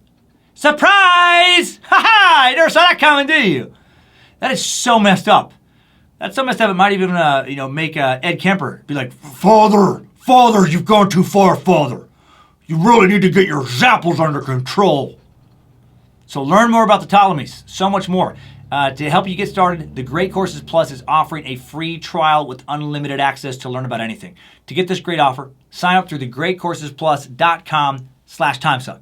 That's thegreatcoursesplus.com/timesuck. Link in the episode description. Push the Great Courses button in the Timesuck app. Push it real good. That was weird. Now back to the first organized activities of the Black Panthers. Late 1966. Within a few months of organizing, the Black Panther Party began organizing police patrols. Started doing what they called cop watching. Open carry laws, this is fascinating to me. Open carry laws of the 1960s allowed citizens to openly carry loaded weapons in hand, basically wherever they pleased. As long as you didn't point at somebody, openly threaten them with it. You could just walk right into Macy's. You could walk in with a loaded shotgun, semi-automatic military-style rifle, safety off. Gotta say, I'm a gun owner, and I am so glad you can't do that shit now. I'm so glad you just can't walk into a bar with a loaded rifle in hand. Carrying a firearm directly in your hands now, particularly in a firing position or combat stance, is known as brandishing a firearm. And that's a crime even where I live in Idaho, which is a very permissive open carry state. Actually, the current law in Idaho, Section 18, 3303 reads, exhibition or use of a deadly weapon. Every person who not in necessary self-defense in the presence of two or more persons draws or exhibits any deadly weapon in a rude, angry, and threatening manner, or who, in any manner, unlawfully uses the same in any fight or quarrel, is guilty of a misdemeanor. Misdemeanor? What? That's pretty crazy. That if I'm interpreting this law correctly, I could pull out a loaded gun at Denny's here in Coeur d'Alene. I could point at the ceiling. Just as long as I'm not pointing at somebody, I can just kind of casually wave it around, just yell stuff like, I'm fucking tired away from my pancakes! Just give my goddamn pancakes, Joe! Coffee water's cold! Warm up my coffee water! Give me my pancakes! And somebody can be like, sir, put the gun away. You bring my fucking pancakes! I'll stop waving my gun around as soon as I can use the gun hand to grab some tasty-ass butter and syrup and shovel it into my fucking gullet! Give me my pancakes! I'm getting hangry! After all that, I could be arrested and charged with a misdemeanor. That's mind-blowing. Mr. Cummins, the court finds you guilty of carrying your weapon in a rude, threatening manner. I didn't threaten anyone, Your Honor. I didn't threaten shit. And nonetheless, it is most definitely rude to wave your gun around at Denny's and demand pancakes with gratuitous and unnecessary profanity. The court hereby orders you to pay at your convenience a $200 fine. I should do it. Probably get shot if I did it. Also, it wasn't illegal to follow the police and carry whatever weapons they pleased. So the Black Panthers did exactly that. They would follow the police while other officers would follow them. They had enough of police brutality and were ready to protect their neighborhood, again, by any means necessary. One of their slogans they'd taken from Malcom X. If confronted, members would cite laws that proved they'd done nothing wrong and would threaten to take court action if the police violated their constitutional rights. The Black Panthers were huge gun right advocates. They walked around rifles in hand quite often. The aggressive means in which they yielded their right to carry would actually lead to California now having some of the toughest gun control laws in the nation. That all got started with the Black Panthers. How nervous would it make you, though, if you were an Oakland police officer, right? Just on patrol? Just, hey, Greg, that guy was doing about 70 in a 35. Don't you think we should maybe pull him over? Hey, Chad, do you see those guys in the car holding shotguns in 357 sitting about a block behind us? Oh, yeah, I see those guys. That's why we're going to let that go. Oh, so we're just going to let everyone just get away with everything now? Hell no, Chad. As soon as we see some white dude do something, we are going to arrest the fuck out of him. Further adding to tensions with local police, the Black Panthers began casually referring to all law enforcement officers as pigs, chanting things loudly while armed like the revolution has come, it's time to pick up the gun off the pigs. Not great for, community police relations. In January 1967, the Black Panther Party opens its first official headquarters in Oakland. In a storefront, publishes the first issue of the Black Panther Black Community News Service. In February of 67, membership numbers get a bump when the Black Panthers escort Malcom X's widow through the Oakland airport, give them a little prestige. Public association between Malcolm's widow and the group gives them some revolutionary legitimacy. New Black Panther recruits are required to learn how to wield a weapon, learn how to clean and shoot guns, in addition to understanding their right to carry firearms and how to communicate that right to the police in California. Huey Newton puts his knowledge of the law on display when he and Seale are stopped by Oakland police officers in early 1967 in a vehicle filled with weapons. When questioned about the guns, Newton simply replied that the only thing he was obliged to do was give his identification, name, and address. At the request of the officer, Newton stepped out of the car, rifle in tow, and refused to explain why he and other Black Panthers were carrying weapons. As onlookers gathered, the police tried to disperse the crowd while Newton welcomed the crowd to gather and come over. He knew that under California law, bystanders could legally view an arrest as long as they didn't intrude. Since there were no violations for the police to charge the Black Panther members with, and a growing number of witnesses, they were able to leave the scene without any trouble from law enforcement. Man, that's some balls. That is some balls. And again, I love law enforcement officers. We need them to keep the general public safe. However, being a law enforcement officer doesn't give anyone the right to abuse the law. The best law enforcement officers are public servants, not billies. Billies? Not billies, you guys. You fucking hear it. Don't be a billy. What if I just kept going? Just didn't clarify. Not billies. Don't, not Williams, not Billies, not Bills. So don't be a bill, put it on a bumper sticker, drive it around town. No, the best law enforcement officers, not bullies, abusing the very laws they're sworn to protect, or sworn to uphold. Can I talk English? Not well. It's amazing that I can do a podcast. April 25th, 1967, the Black Panther Party newspaper features the bold-faced headline, "Why was Denzel Dowell killed?" To rally action over the death of a young man shot by police in northern Richmond, a small, impoverished, all-black town, or actually North Richmond, about 15 miles north of Oakland. In the early morning hours of April 1st, 1967, in North Richmond, Denzel Dowell lay dead in the street. The police said that Dowell, a 22-year-old construction worker, had been killed by a single shotgun blast to the back and head. They claimed he had been caught burglarizing a liquor store and when ordered to halt, failed to do so. But the coroner told a very different story. His body bore 6 different bullet holes, and there was reason to believe Dowell had been shot while surrendering with his hands raised high. His mother said, "I believe the police murdered my son." An all-white jury found that Dowell's death was justifiable homicide after just 30 minutes of deliberation. Many people in North Richmond did not agree. The newly formed Black Panthers did not agree and rushed to meet with the Dowell family and get more details about what happened. They started holding street corner rallies protesting his death as an act of police brutality, confronting officials, arguing that only by taking up arms could the black community put a stop to police brutality. On one Sunday, the police came knocking on Mrs. Dowell's door while Newton was there, and when she opened the door, Huey later recalled, "A policeman pushed his way in asking questions. I grabbed my shotgun, stepped in front of her, telling him either to produce a search warrant or to leave. He stood for a minute, shocked, then ran out to his car and drove off." Again, this guy, no shortage of balls. Emboldened by this confrontation, Newton and Seale planned a rally, and a few days later, in the spring of 1967, the Panthers showed up armed and in uniform and closed off the street. Black leather jackets, black berets, many wearing sunglasses, all with guns in hand. I gotta say, looking pretty dope as fuck. Panthers had no shortage of swag. Word had spread, and almost 400 people of all ages came to the rally. Many working class and poor black people from North Richmond showed up wanting to know how to get some measure of justice for Denzel. It's D-E-N-Z-I-L. Denzel Dowell, and in turn how to protect themselves and their community from further police attacks. People lined up both sides of the block. Some elderly residents brought lawn chairs to sit in while they listened. Some of the younger generation climbed on cars, grabbed some popcorn, watched the show. Some police cars arrived on the scene but chose to keep their distance. A Contra Costa County helicopter patrolled above. According to sheriff spokesman, the department took no other action because the Panthers broke no laws and, as required, displayed their weapons openly. Neighbors showed up with their own guns. One young woman who had been sitting in her car got out, held up her M1 rifle for everyone to see. The Panthers passed out applications to join their party, and over 300 people filled them out. According to FBI informant Earl Anthony, he had never seen black men command the respect of the people the way that Huey Newton and Bobby Seale did on that day. Crazy that the FBI was already watching. The FBI is going to become a very big part of this story here soon.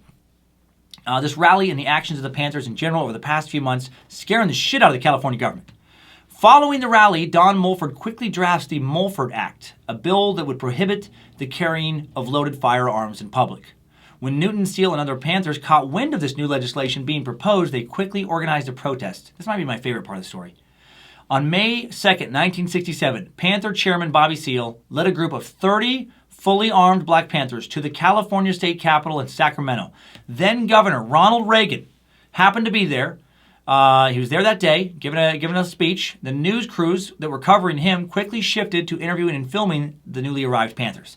Before entering the Capitol building, Bobby Seale read a written statement on the Capitol steps right in front of Governor Reagan, saying the American people in general and the black people in particular must take careful note of the racist California legislature aimed at keeping the black people disarmed and powerless. Seale and 5 others ended up getting arrested during this protest, but not for gun charges. The group pled guilty to misdemeanor charges of disrupting legislation. It isn't saying there's pictures of them just inside the Capitol and just right in front, just openly holding shotguns and assault rifles.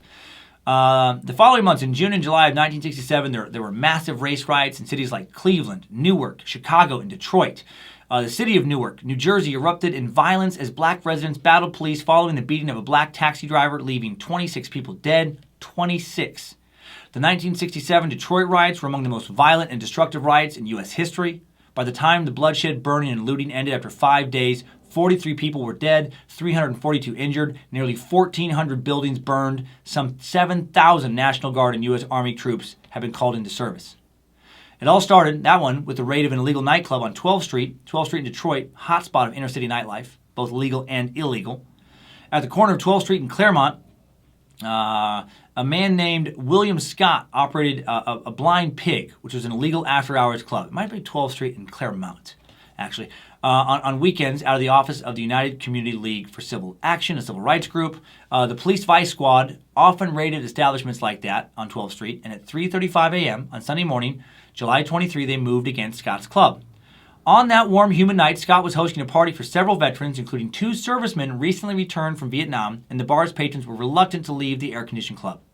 Out in the street, a crowd began to gather as police waited for vehicles to take 85 patrons away. An hour passed before the last person was taken away, and by that time, 200 onlookers had lined the street. And then a bottle crashed into the street. The remaining police ignored it, but then more bottles were thrown, including one through the window of a patrol car. The police fled as a small riot then erupted. Within an hour, thousands of people had spilled out onto the street from nearby buildings. Looting began on 12th Street, and closed shops and businesses were ransacked. Around 6:30 a.m., the first fire broke out, and soon much of the street was ablaze. By mid-morning, every policeman and fireman in all of Detroit was called to duty. On 12th Street, officers fought to control the unruly mob. Firemen were attacked as they tried to battle the flames. Things just got worse from there. A phenomena called white flight, white middle-class city residents fleeing urban centers to live in the suburbs in the 40s and 50s and 60s reduced the tax base in formerly prosperous downtown neighborhoods, creating urban blight, poverty, racial discord for the residents who remained, who were largely impoverished racial minorities. So poor, urban, underserviced black neighborhoods policed almost entirely by white law enforcement didn't make a good mix, didn't make for a good nonviolent mix. And then in late July of 67, the state capitol demonstration in May in California that had given the Panthers a tremendous amount of national exposure, increased membership levels, and ultimately didn't stop the bill from passing both the state assembly and Senate. Ironically, that bill got the full support of the NRA. In addition to repealing open carry laws in California, Mulford made it illegal to take firearms into the Capitol. On July 28th, the bill was signed into law by Governor Reagan, who later commented that he saw no reason why on the street today a citizen should be carrying loaded weapons. The Panthers can no longer now openly and legally carry loaded weapons while they follow police. So this puts a serious dent in the revolution. On October 28, 1967, the Oakland chapter of the Black Panther movement hits another snag when Panther Minister of Defense Huey Newton, co-founder, involved in a shootout with Oakland police after a traffic stop. Officer John Frey is killed. Newton is shot in the abdomen. Tracked to an Oakland hospital, he's arrested and charged with first-degree murder. New leaders step in to keep the movement going while Newton is incarcerated. Panther member Eldridge Cleaver, who joined the party after being released from prison on December 2nd, began the movement to free Huey, a struggle the Panthers would devote a considerable amount of attention to in the coming years, while the party would spread its roots further into the political spectrum, forming coalitions with various other revolutionary parties. Opinions on Eldridge Cleaver, he's an interesting character in this story. They vary wildly when you watch interviews of former Black Panthers. Essentially, most seem to think that he was either a visionary genius or a complete fucking maniac, or both. Cleaver was attracted to the Black Panthers because of their focus on armed struggle. Cleaver was an inmate of correctional institutions in California almost constantly from his junior high school days until 1966 for crimes ranging from possession of marijuana to rape to assault with intent to murder. While in prison, he also became a fan and a follower of the teachings of Malcom X and Karl Marx. He also wrote essays that would be collected into Soul on Ice. The essays Cleaver documented the essays in the Soul on Ice book documented Cleaver's evolution into a radical black liberationist, and it became a very highly influential book in the Black Power movement. The book was and remains fairly controversial. The central premise of the book is the trouble of identification as a black soul, which has been colonized by an impressive white society that projects its brief, narrow vision of life as eternal truth. In the book, Cleaver admitted to raping black girls as a practice run before seeking white women as prey, but claims that in jail he had come to consider those acts as inhuman. Well, that's good. Jesus, not sure you could earn that same forgiveness and be part of any kind of social justice movement today if you did that. You know? I'm sorry. Oh, whoa. Did you actually just say that you raped black women as a practice run to learn how to more effectively rape white women? Did you just say that? Okay, you did. Okay, you did. Okay, I thought I heard fucking crazy talk. Your participation in the revolution is over now, effectively now. You can join possibly the rapists who promise not to rape anymore revolution, if that is a thing. Along with 10 other books, such as Slaughterhouse-Five by Kurt Vonnegut, Black Boy by Richard Wright, The Naked Ape by Desmond Morris, Soul on Ice would be part of a 1982 Supreme Court case when a Long Island, New York school district sought to remove these books from its libraries due to them being anti-American, anti-Christian, anti-Semitic, and just plain filthy. The Supreme Court ended up with a split ruling in this case. I do love the legal language of just plain filthy. I like how that was added there. And why would you like these books removed from your school libraries? They are just plain filthy, Your Honor. Define filthy. They're nasty as fuck, Your Honor. They're like vomit and shit thrown in the same bucket, swirled around, dumped on top of some rotten meat, then eaten, then vomited, then shit back into the same bucket for someone else to take their crack at it. They're filthy, Your Honor. They're just plain filthy. Eldridge was supportive of taking what you felt was yours to any means necessary. Again, that by any means necessary. One of his quotes was, "We shall have our manhood. We shall have it, or the earth will be leveled by our attempts to gain it." I feel like that's kind of a rapey quote. Might be reading into that now, but it seems kind of rapey for a rapist to be talking about taking manhood. And if you'll excuse me, I'm going to keep this recording. I have to take a sip of water. This is the longest uninterrupted chunk between segments I think I've ever done on Timesuck. Wow, throat's getting dry. At one Black Power rally, Eldridge said about then California Governor Ronald Reagan, and I quote, this is one of the things that made some people think, like, I might be a little mentally unstable. He said, he's a punk, a sissy, and a coward, and I challenge him to a duel. I challenge him to a duel to the death, or until he says, Uncle Eldridge. And I give him his choice of weapons. He could use a gun, a knife, a baseball bat, or a marshmallow. I'll beat him to death with a marshmallow. That's how I feel about him. Not surprisingly, Reagan, not a huge Eldridge fan around this time. When Cleaver taught a class at UC Berkeley a few years later, when Reagan heard about it, he said, if Eldridge Cleaver is allowed to teach our children, they may come home one night and slit our throats. Ironically, there's a little footnote to this story, ironically, Eldridge would then later become super conservative and openly endorse Reagan when Reagan ran for president. Eldridge would also later become a Mormon, a religion that is pretty conservative and pretty white. I gotta say, it feels like maybe one of the whiter religions. I guess people can change. Another new member of the party to take a leadership position once Newton was behind bars was Stokely Carmichael, the former chairman of that Alabama Student Nonviolent Coordinating Committee and a nationally known proponent of black power. He becomes the party's prime minister in February 1968, and Stokely was arguably far less rapey than Eldridge, and by less I mean not at all. Nothing I can find there. Way more racist. Pretty racist. He was adamantly against allowing whites into the black liberation movement at any level. He felt that whites could not relate to the black experience, which I do agree with, and that they would have an intimidating effect on blacks, which I can't disagree with since I'm not black. However, you've just also, when you do this, given a huge middle finger to any white person who wants to help you, who wants your movement to succeed. And since there were about, 9 times as many white people in America as there were black people at that time, you have put a big fucking nail in your coffin, right? You've put a huge nail in the coffin of your own movement by doing that. At so many points in the suck, I feel so much empathy, as much as a white dude can, for this movement. Like, it must have been so nice for young black children to see such strong black role models who were not afraid of standing up to those who had oppressed them for so many generations.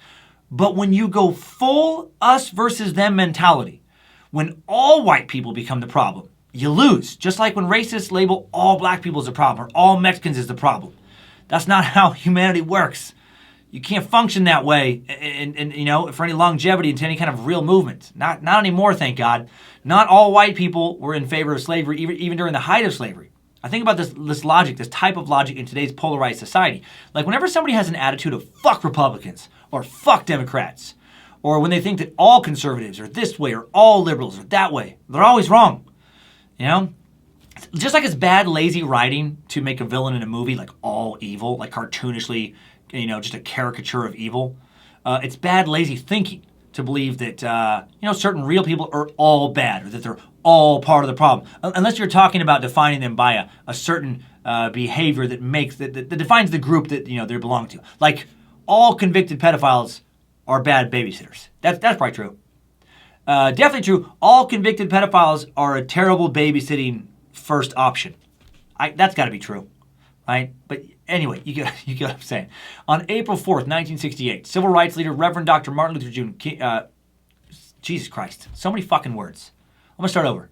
On April 4th, 1968, civil rights leader, I do understand why NPR and those kind of places, sometimes why they talk that way. It's so much easier to say words, right? If you're like, on April 4th, 1968, civil rights leader Reverend Dr. Martin Luther King Jr.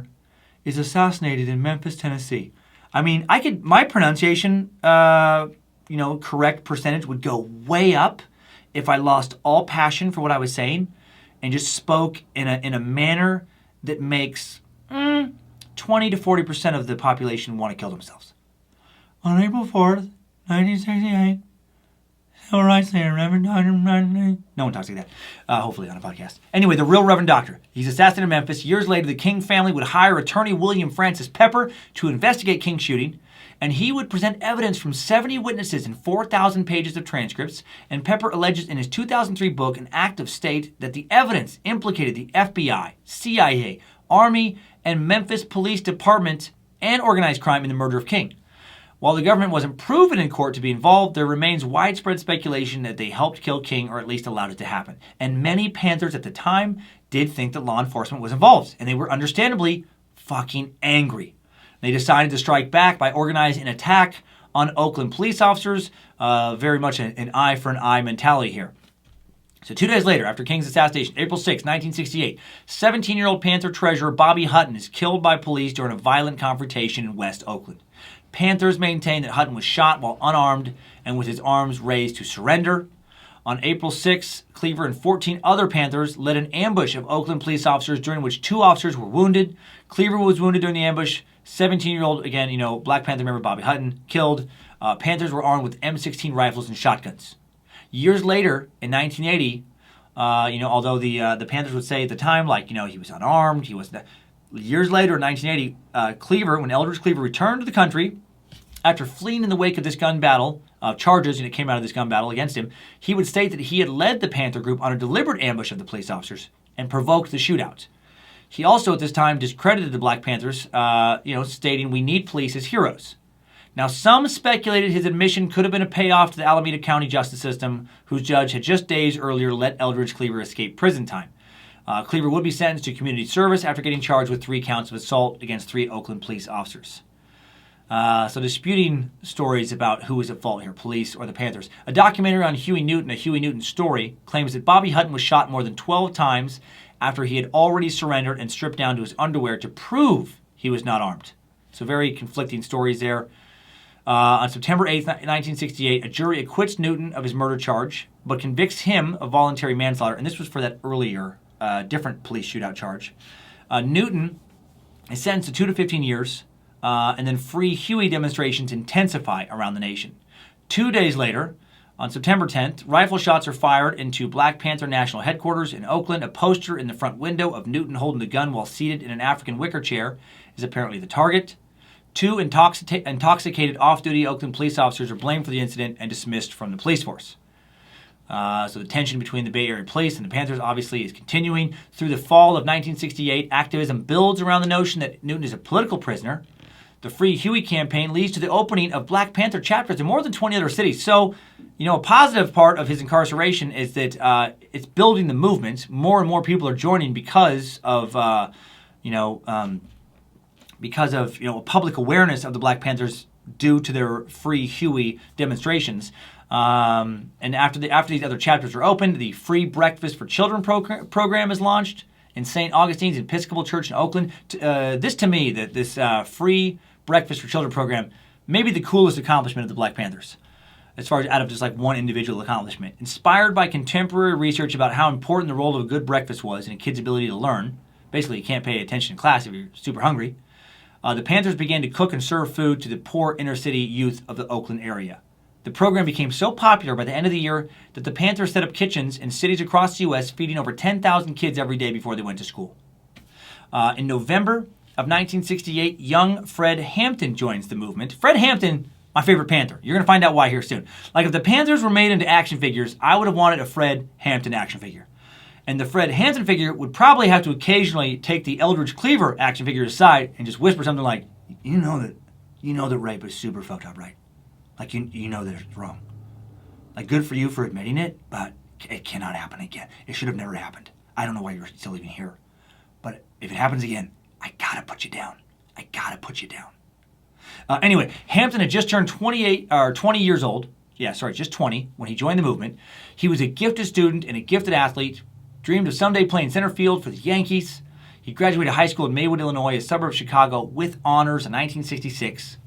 He was enrolled in Triton Junior College in nearby River Grove, Illinois, studied pre-law. He and fellow Chicago area Panthers followed police, watching for brutality, using Hampton's knowledge of the law of self-defense. He also became active in the NAACP. He led 500 members and a youth council there. He was handsome, strong, charismatic. You watch some videos of this guy, and you can see right away he was a natural leader. Within a year of joining the Panthers, he was able to broker a peace treaty between some of Chicago's most powerful and violent street gangs, convincing them that continuing to kill each other would just keep them and their families entrenched in a never-ending cycle of death, poverty, and incarceration. Even more impressive, he forged an alliance between Black Panthers and the Young Patriots organization and the Young Lords. This is crazy to me. The Young Patriots organization, the YPO, they were based in a poor uptown neighborhood of Chicago known as Hillbilly Harlem, an area populated by displaced white Southerners. Many YPO members were openly racist, flaunting controversial symbols associated with Southern pride. But like blacks and Latinos, the white Young Patriots and their families experienced discrimination in Chicago in their case because they were poor and from the South. The Young Lords started off as a Puerto Rican turf gang in Chicago in 1960, had just recently evolved into a civil and human rights movement, kind of a Puerto Rican equivalent to the Black Panthers. They were opening chapters around the nation as well, and they were headquartered in Chicago. And Hampton got these two groups to align with the Black Panthers into what he called the Rainbow Coalition, a term another civil rights leader, the Reverend Jesse Jackson, would later adopt. Hampton convinced these groups and members of others that the real problem in America was not the oppression of one particular minority group, but the oppression of the working class in general, and that the only chance they had to change the system and bring about more economic equality was if they fought together instead of fighting one another. Dude, how slick was this guy? In the 1960s, as a black man, he got racist backwoods hillbillies to join his cause, right? I just picture him approaching them, like one of their rallies, like approaching one of the young patriots at one of the rallies. Hey, so what do you guys stand for? Why power? I dig it, brother. Fighting for your own. Wait, what? You don't mind? You like it? You like white power? Hell yeah! White power's a lot like black power, just a different shade of the same struggle. Are you fucking with me? White power. What? Wait, that's what I say. I say, you know you're a black fella, right? White power. Now you say black power, Jethro. Come on. I say white power. You say black power. Fuck yeah, feels good, doesn't it, Jethro? Yeah, I do kind of like it. I enjoy it. Black power. Black power. Yeah. Bang, ding, ding, ding, ding, ding. Black power. Ding, ding, ding, ding, ding, ding, ding. Black power. Ding, ding, ding, ding, ding. Black power. I don't know what do it has to. I mean, anyway, just that scene. I was just trying to build it in my head. I just love the image, if that were to happen, of Red Hampton convincing a kind of a twitchy, kind of hillbilly, racist white dude, like, hey, get on out of here. I don't like it. Come on, man. Just try to say it one time. Just say black power. No, I ain't gonna say that. No time. We're all part of the same struggle. You can do it. Black power. Okay, all right. I like it. It does sound good. Black power. Black power. Hampton quickly rose to becoming the leader of the Chicago chapter of the Panthers, teaching free political education classes every morning at 6 a.m., organizing a free... I don't know why that's the part that impressed me the most. Look, it was pretty cool that he taught political education classes for free to people, but he fucking did it at 6 a.m. You understand what I'm saying? He got up early. He would organize free breakfast programs for school children, so much more. And he's 20 years old. By mid-1969, he became one of the nationally known faces of the movement. Part of what led Fred to join the movement was the arrest of who would become known as the Chicago 8. You'll also see it called the Chicago 7 because the person we're going to talk about, the 8th member, was actually kind of cleared of charges and then dropped down to 7. But anyway, I think a movie might be done in the next year or so about the Chicago 7 related to the Chicago 8. Chicago 8, arrested in 1968 in Chicago. It was around it revolved around their arrested. The 1968 Democratic National Convention was held in Chicago in late August to select that party's candidates for the November 1968 presidential election. Prior to, during the convention, which took place at the International Amphitheater in Chicago's South Side, rallies, demonstration marches, and attempted marches took place in the streets and in lakefront parks, about 5 miles from the convention site. And these activities were primarily in protest of President Johnson's policies for Vietnam. Anti-war groups had petitioned the city of Chicago for permits to march 5 miles from the central business district to within sight of the convention site to hold a number of rallies, near the convention, to camp in Lincoln Park, and to be in other lakefront parks. The city denied all the permits except for one afternoon rally at the old band shell at the south end of Grant Park. The city also enforced an 11 p.m. curfew in Lincoln Park. Confrontation with protesters ensued as the police enforced the curfew, stopped attempts to march to the International Amphitheater, and cleared crowds from the streets. The Grant Park rally on Wednesday, August 28, 1968, was attended by about 15,000 protesters. Other nearby activities involved hundreds or thousands of protesters. After the large rally outside of the venue, several thousand protesters attempted to march to the International Amphitheater, but were stopped in front of the Conrad Hilton Hotel, where the presidential candidates and their campaigns were headquartered. Police worked to push the protesters out of the street using tear gas, verbal and physical confrontation, hitting people with clubs. Protesters retaliated by throwing rocks and bottles, damaging private commercial property. The police made scores of arrests. The television networks broadcast footage of these violent clashes, powerful images. People being beat by police, people attacking the police. They're cutting away footage from presidential candidates while they're doing this. Over the course of 5 days and nights, the police made numerous arrests, in addition to using tear gas, mace, batons on the marchers. Hundreds of police officers and protesters were injured. Dozens of journalists covering the actions were also clubbed by police, or had cameras smashed, or had film confiscated. In the aftermath of what was characterized as a police riot by the U.S. National Commission on the Causes and Prevention of Violence, a federal grand jury indicted 8 demonstrators and 8 police officers. And one of the 8 demonstrators indicted was Black Panther co-founder Bobby Seale, charged with conspiracy and inciting a riot. And young Fred Hampton, he's seen all this go down in his city. After being arrested, Bobby said, "To be a revolutionary is to be an enemy of the state. To be arrested for this struggle is to be a political prisoner." The evidence against Seale was very slim. He was a last-minute replacement for Eldridge Cleaver. had been in Chicago for only 2 days of the convention. During the trial, one of Seale's many protests, one of his many vocal protests, led Judge Julius Hoffman to have him bound and gagged in court. And the image of this gagged black man, bound in court became a huge rallying point for the Black Liberation Movement. I mean, the court, it made him look like he was a slave. He was treated like an animal. On November 5th, 1969, Bobby Seale was removed from the case, but was sentenced to 4 years in prison for 16 counts of contempt in court. 3 months for each outburst. That's pretty fucked up. You get 4 years in prison because you're angry about being charged with some bullshit you didn't do, and you get angry about it in court, and then you get prison time because of that. I'm always surprised more judges and prosecutors aren't murdered. Not kidding. I'm not saying they should be. I'm not advocating their death. But if I was put on trial for some bullshit I didn't do, and the judge went like extra hard on me, and then I was sentenced to a long term behind bars when I was for sure innocent, man, it would be hard not to plot the death of that judge or prosecutor, or even certain jury members while I was rotting in prison. Not saying it would be right to kill a judge. I'm just saying if a judge or prosecutor ever railroads me into a guilty verdict for something I didn't do, I am probably going to try and kill you. I just want to put that out there for anybody listening. So late in 1969, she does not go well for Bobby Seale. It gets even worse for Fred Hampton, young star of the movement. This is the saddest part for me of today's episode.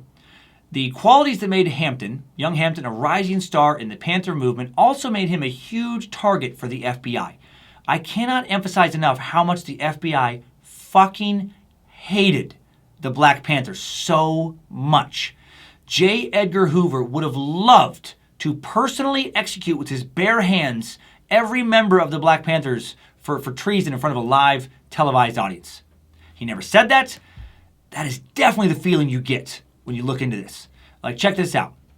A few years after all this goes down, a few years after Chicago 8, and what's going to happen to Fred Hampton here, in March of 1971, a group of anonymous activists calling themselves the Citizens Commission to investigate the FBI broke into a small FBI office in Pennsylvania, stole more than 1,000 FBI documents. They ended up exposing the FBI's COINTELPRO program, a secret counterintelligence program created to, as the LA Times would later put it, investigate and disrupt dissident political groups in the U.S. According to these documents, Hoover had directed all of the Bureau's offices to expose, disrupt, misdirect, discredit, and otherwise neutralize African-American organizations and leaders, including the Southern Christian Leadership Conference, the Student Nonviolent Coordinating Committee, the Nation of Islam, Martin Luther King, Stokely Carmichael, the Black Panthers, and more. A written goal of the FBI counterintel program was to prevent, this is a quote, to prevent the rise of a black messiah who could unify the movement. They also wanted to prevent the appeal of the Black Panther Party to black youth. Like, this is a stated, written goal of the FBI. Okay, so now we know that. We know what the FBI's agenda is. Now back to 1969, Chicago, specifically December 3rd. Hampton taught a political education course that evening. Not just teach them in the morning. This guy's doing good shit all the time. He taught a political education course that evening at a local church, which was attended by most members of the local Panthers. Afterwards, as was typical, several Panthers went to the Monroe Street apartment to spend the night, including Hampton's bodyguard William O'Neill, who later admitted to being an FBI informant that had been sent in to infiltrate Hampton's chapter and get close to Hampton in exchange for dropping some criminal charges against O'Neill. O'Neill made dinner for everyone that night and slipped barbiturates into Hampton's drink to sedate him for a planned FBI raid later that evening. O'Neill left at this point, and at about 1:30 a.m., December 4th, Hampton fell asleep mid-sentence talking to his mother on the telephone. Although Hampton was not known to take drugs, Cook County chemist Eleanor Berman would report that she ran 2 separate tests, which each showed evidence of barbiturates in Hampton's blood. An FBI chemist would later fail to find similar traces, but Berman stood by her findings. Of course the FBI didn't find shit. Those murdering Hoover puppet fucks would later be found guilty by a U.S. court of illegally conspiring to destroy the Panthers, and also plan the very raid that would take Hampton's young life that night. While the FBI planned the raid, they did not take part in it. At 4 a.m., a heavily armed Cook County police force arrived at the site, divided into 2 teams, 8 in the front of the building, 6 in the rear. At 4:45 a.m., they stormed into the apartment. Mark Clark, sitting in the front room of the apartment with the shotgun in his lap, was on security duty. He was shot in the chest, died instantly. A single round was fired from his gun, caused by a reflexive death convulsion after the raiding team had shot him. That is the only shot the Panthers would fire that night. Automatic gunfire was converged at the head of the south bedroom where Hampton slept, unable to awaken as a result of the barbiturates. He was lying on a mattress in the bedroom with his fiancée, who was 9 months pregnant with their child. 2 officers found him wounded in the shoulder, and fellow Black Panther Harold Bell reported that he heard the following exchange. That's Fred Hampton. Is he dead? Bring him out. He's barely alive. He'll make it. 2 more shots were then heard, which were later found to have been fired point blank at Hampton's head. He was executed. According to Johnson, one officer then said, he's as good as dead now. No, he's good and dead now. The 7 Panthers who survived the raid were indicted by a grand jury on charges of attempted murder, armed violence, and various other weapons charges. These charges were subsequently dropped because they were bullshit, trumped-up charges. During the trial, the Chicago Police Department claimed that the Panthers were the first to fire shots. However, a later investigation found that the Chicago police fired between 90 and 99 shots, while the Panthers had fired 1 time. A decade later, in April 1979, the U.S. 7th Circuit Court of Appeals found that the FBI and its government lawyers had obstructed justice by suppressing the Black Panther Party files and concluded that there was substantial evidence to support the conclusion that the FBI defendants, in planning and executing this raid, did participate in a conspiracy designed to subvert and eliminate the Black Panther Party and its members, thereby suppressing a vital radical black political organization. The court further found there to be convincing evidence that these defendants also participated in a separate post-raid conspiracy to conceal the true character of their pre-raid and raid activities, to harass the survivors of the raid, and to frustrate any legal redress that the survivors might seek. Hampton's family and the surviving members of the raid did finally get awarded $1.85 million in a settlement from Cook County in 1982, believed to be the largest civil settlement ever awarded in a civil rights case up to that point. Given that money because of what happened that night, man, the government did not like the Black Panther movement. Literally assassinated its most prominent, most charismatic young leader. That is beyond fucked up. I mean, again, love this country, man. Great country. But anybody who's like, our government doesn't do any shit, get the fuck out of here. They've done all kinds of shady shit, and certain members of our government are undoubtedly doing shady shit right now. Right? No, everyone's like, no, but it's good now. No, it's not. Power corrupts, man. There are some very corrupt motherfuckers. We just don't know exactly who they are doing very corrupt shit we'll learn like 30 years later right now.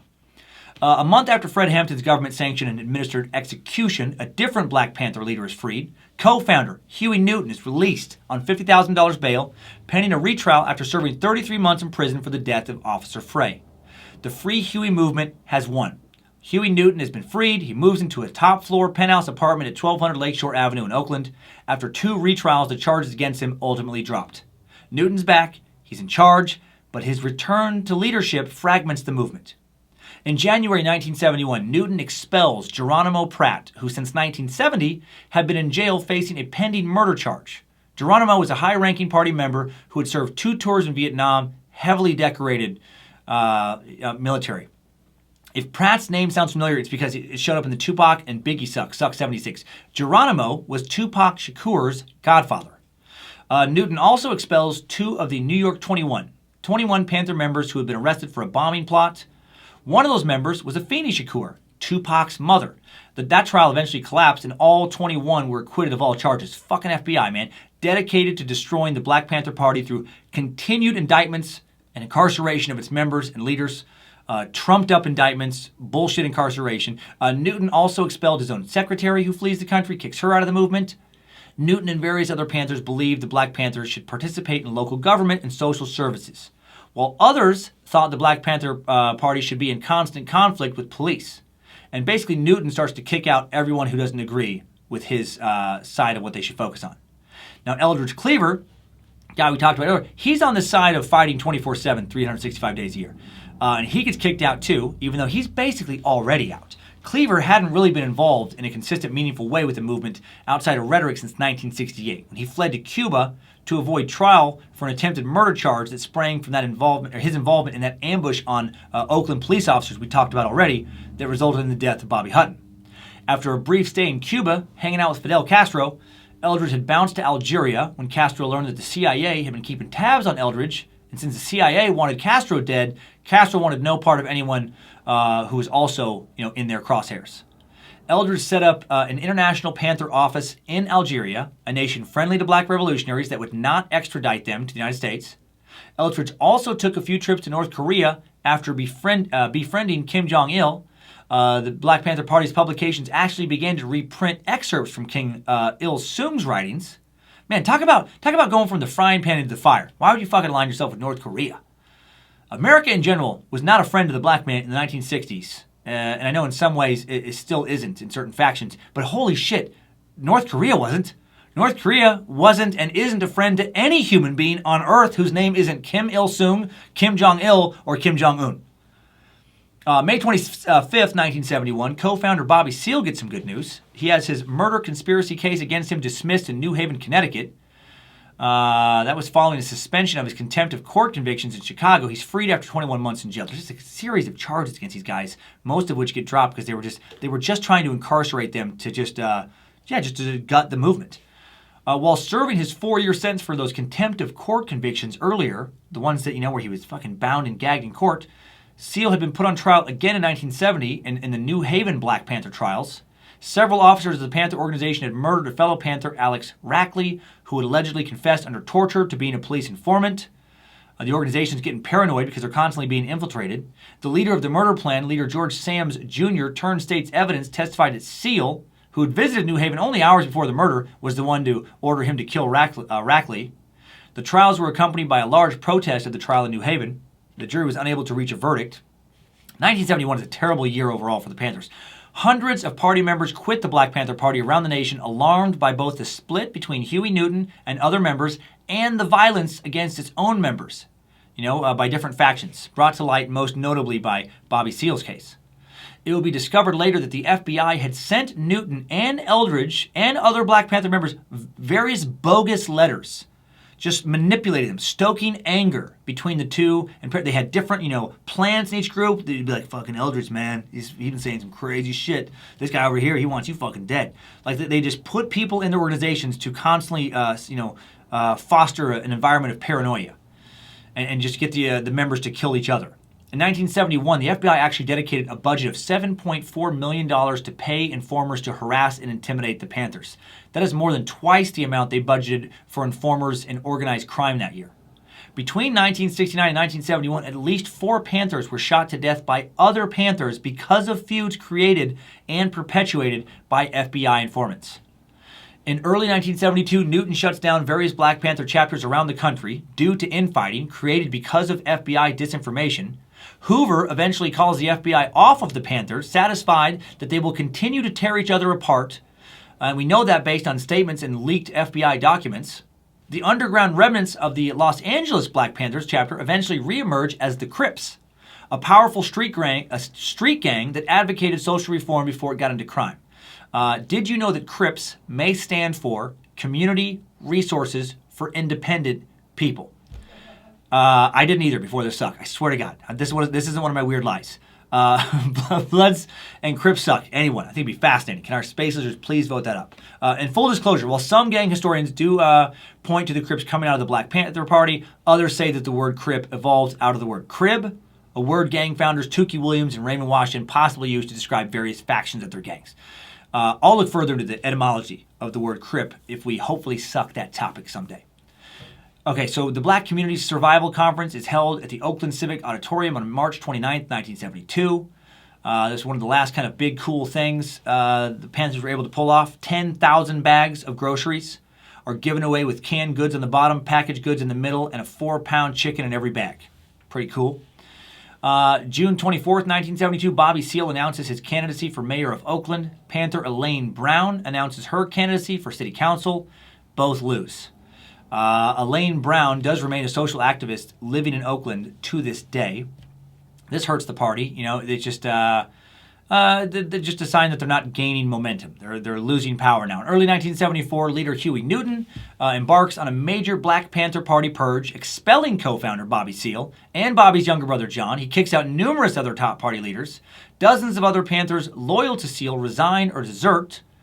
In August of 1974, Newton allegedly murders Kathleen Smith, a teenage prostitute, and is also charged with pistol whipping his tailor, Preston Callens. Weird side note on that crime. Supposedly, if he did kill them, he killed them because he was getting pretty heavy into drugs around this point and was kind of had a hair-trigger temper, and supposedly both just referred to him as Baby, which was a nickname he had as a kid that he fucking hated. Newton reportedly confides to friends that Smith is his first non-political murder. He flees to Cuba. Elaine Brown takes over leadership in his absence. For all intent and purposes, the movement's dead at this point. Barely hanging on in Oakland. Really only surviving through a few social programs, most notably the Oakland Community School, which had opened in 1973 to educate the children of Panthers. Had about 150 kids attending it. In December of 1974, Panther accountant Betty Van Patter is murdered after threatening to disclose irregularities in the party's finances. Van Patter goes missing on December 12, 1974, and her severely beaten corpse is found on a San Francisco Bay beach. Newton later allegedly confesses to friends that he ordered Van Patten's murder, and Van Patten had been tortured and raped before being killed. In 1977, Newton returns from Cuba to face murder charges, but not before meeting People's Temple leader, former Suck subject, and Jonestown cult leader Jim Jones in Havana. How weird is that? Remember Jimmy Jones? Strange Jimmy Jones. Jimmy was a diehard communist by 1977 and a former major figure in the Bay Area civil rights movement where they had met previously. What a crazy connection. Newton actually spoke to Temple members in Jonestown via telephone, expressing support for Jim Jones and what he was doing in Guyana. Anyone familiar with the Jonestown Massacre knows that the communist experiment Jim created did not work out too well in the end. Newton's cousin, Stanley Clayton, was one of the few residents of Jonestown to escape the area before the 1978 mass murder of roughly 900 Temple members by Jones and his fanatics through forced suicide through drinking that Flavor Aid. In October 1977, 3 Black Panthers attempt to assassinate Crystal Gray, a key prosecution witness in Newton's upcoming trial, who had been present the day of Kathleen Smith's murder. The organization, once based in the liberation of Black Americans, has now devolved into little more than a gang. Unbeknownst to the assailants, they attacked the wrong house, and the occupant returned fire. During the shootout, one of the Panthers, Lewis Johnson, was killed. The other 2 assailants escaped. During Newton's trial for assaulting Preston Callens changed his testimony several times. Eventually told the jury he didn't know who assaulted him. That's suspicious. Newton was acquitted of the assault in September 1978. He was convicted of illegal firearms possession. After the assassination attempt on Crystal Gray, she declined to testify against Newton. So after 2 trials and 2 deadlocked juries, the prosecution decided not to retry Newton for Smith's murder. Then in 1980, Newton earned a Ph.D. in the social philosophy program of the history of consciousness at the University of California, Santa Cruz. 1982, the remnants of the Black Panther Party officially and totally dissolve. The Oakland Community School closes. Newton is charged with embezzling $600,000 from the school. He's sentenced to 6 months after pleading no contest to stealing $15,000 in state aid intended for the school. 7 years later, on August 22, 1989, Huey Newton, 47 years old, is shot to death on a West Oakland street by gang member Tyrone Robinson, allegedly over a drug deal. Robinson is convicted of murder. Newton had been allegedly involved in drug dealing, according to numerous interviews with former Panthers for years by this point. The other co-founder, Bobby Seale, is alive and well. 82 years young, still touring the country as a social activist. How cool is that shit? You can find Bobby Seale's schedule by Googling his name and then clicking the news results and digging around. He does have a website, but the website is the website one would expect from an 82-year-old man. It does not have tour dates. Someone help Bobby out. And that takes us out of today's Timesuck Timeline. Good job, soldier. You made it back. Barely.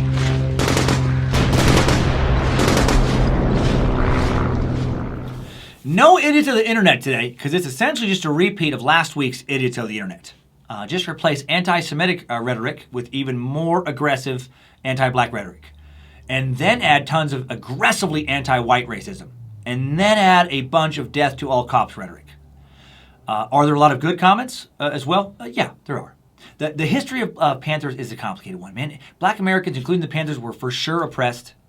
They were the victims of untold incidents of police brutality. They were the victims of a government conspiracy to take them down, the victims of racism. And then sadly, many also became racist themselves. I just can't get behind that. I don't like the rally of black power, like I said earlier, any more than the rally of white power. It's meat sack power. Meat sack power or no power for me. Hail Nimrod. The fight to me is about greater economic equality and equal opportunity to fight for your dreams, for every color of meat sack. I guess I'm more Dr. King than Malcom X. But easy for me to say as a white dude. Again, easy for me to say. Never had a cop get rough with me. Never been asked to use a separate bathroom or been threatened by strangers due to the color of my skin. Many Panthers took anger, towards many racist cops, which I get as much as I can, and turned that into rage towards all cops, which I can't condone. But again, easy for me to say, easy for me to play armchair revolutionary. Do I think that everything the Panthers did was great? Obviously no, but I'm glad they existed because much of what they did and stood for and symbolized was I feel necessary to enact social change, social changes that needed to happen. At their best, they were fucking superheroes. Real superheroes, not Marvel creations. They bravely showed other oppressed black Americans that you do not have to just bend over and take it. You can stand up and stand up proud for your rights. And I think the black American needed them to do that in the 1960s. And they were also complicated. They were imperfect heroes like all real-life heroes are. And some of them became villains. Some of them were villains posing as revolutionaries. It was a very fragmented group. Just like all cops weren't bad, all Panthers weren't good. Cleaver comes off like a fucking maniac. To me, hard to get behind a guy who blames committing rape on racial oppression. Fred Hampton comes across like a savior. He was the black messiah that the FBI was so afraid of. Would love to pop into an alternate reality, some other dimension where the FBI and Chicago police did not murder him in cold blood and just see what amazing shit he did for not only black America, but for America in general. That saying, only the good die young, seems to have been written about him.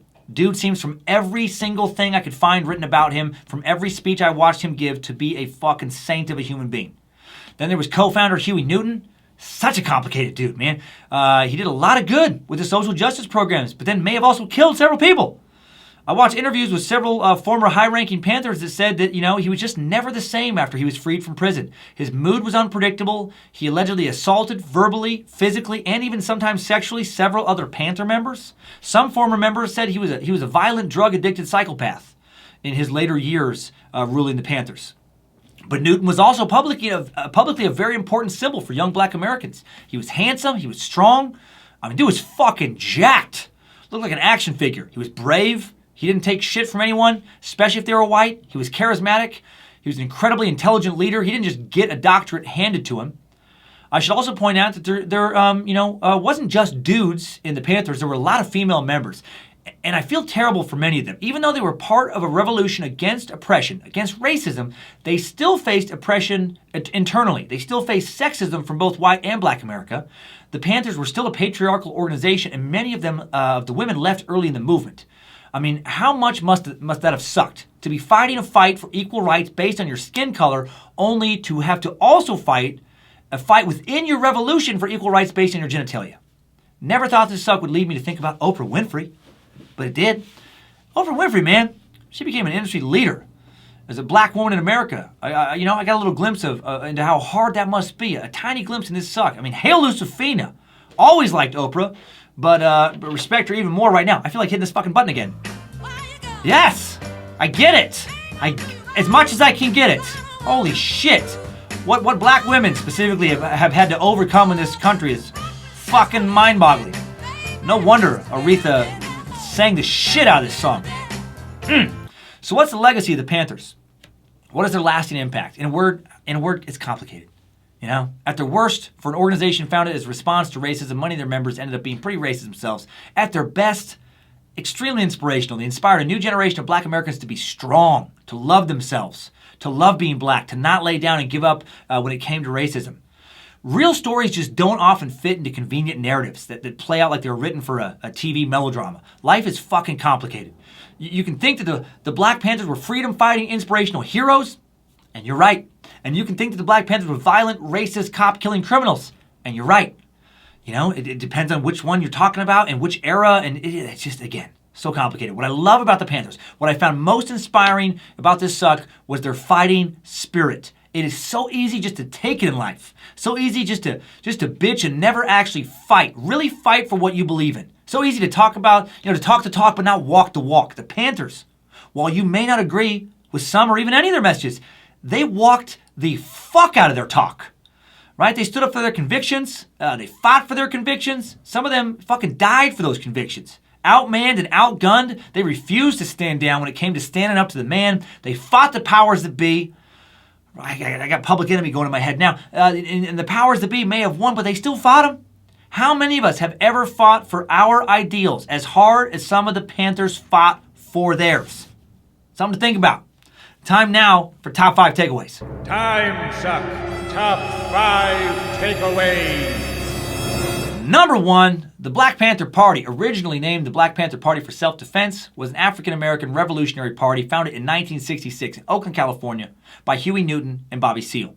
The party's original purpose was to patrol African-American neighborhoods to protect residents from acts of police brutality. Number 2, the Black Panthers formed in the wake of Malcom X's assassination and during a period of tremendous social upheaval and unrest in America when riots and protests were commonplace in America and when African Americans were statistically extremely disproportionately disenfranchised compared to any other race of Americans. Number 3, California's comparatively tough gun laws can be traced back to the Mulford Act of 1967, a law passed in response to the Black Panthers. I had no idea the Black Panthers inspired a trend to push for tighter and tighter gun control measures that have continued to this day. Number 4, the Black Panther Party officially dissolved in 1982 and co-founder Huey Newton died in a drug-related murder in 1989. Newton's funeral was held at Allen Temple Baptist Church, where he was a member. Some 1,300 mourners were accommodated inside, and another 500 to 600 listened to the service from outside. The other co-founder, Bobby Seale, continues to preach social activism and stand up to the man to this day. Would somebody please help him with his website? And number 5, new info. Let's talk for a second about the new Black Panthers. There is currently a black nationalist organization in the United States called the Black Panthers. They formed, or the New Black Panthers. They formed in Dallas, Texas in 1989. They consider themselves to be the successors to the original Black Panther Party. They are not. Co-founder Bobby Seale has been very, very clear over and over again. I've watched him say it in speeches. He cannot stand them. In a speech I watched, Mr. Seale tells the audience that they deserve a huge thumbs down and that what they stand for is totally antithetical to what Bobby's Panthers stood for when he began the movement. The Southern Poverty Law Center, the group that helped cut the balls off the KKK in America, labels the new Black Panther Party a hate group. They preach insanely racist rhetoric. They are not revolutionaries, they're hate mongers. Khalid Abdul Muhammad, one of the party's future leaders, at this point, when he said this in 1994, said, "Our lessons talk about the bloodsuckers of the poor.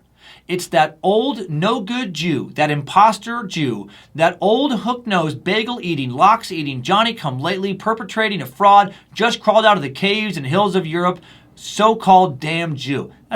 He said that in a fucking speech in 1994. King Samir Shabazz, former head of the party's Philadelphia chapter, said the following in a National Geographic documentary in 2009. He said, just straight up, "I hate white people, all of them. Every last iota of a cracker, I hate it. We didn't come out here to play today. There's too much serious business going on in the black community to be out here sliding through South Street with white, dirty, cracker, whore bitches on our arms, and we call ourselves black men. What the hell is wrong with you, black man? You're at a doomsday with the white girl on your damn arm. We keep begging white people for freedom. No wonder we're not free. Your enemy cannot make you free, fool. You want freedom? You're going to have to kill some crackers. You're going to have to kill some of their babies." Wow.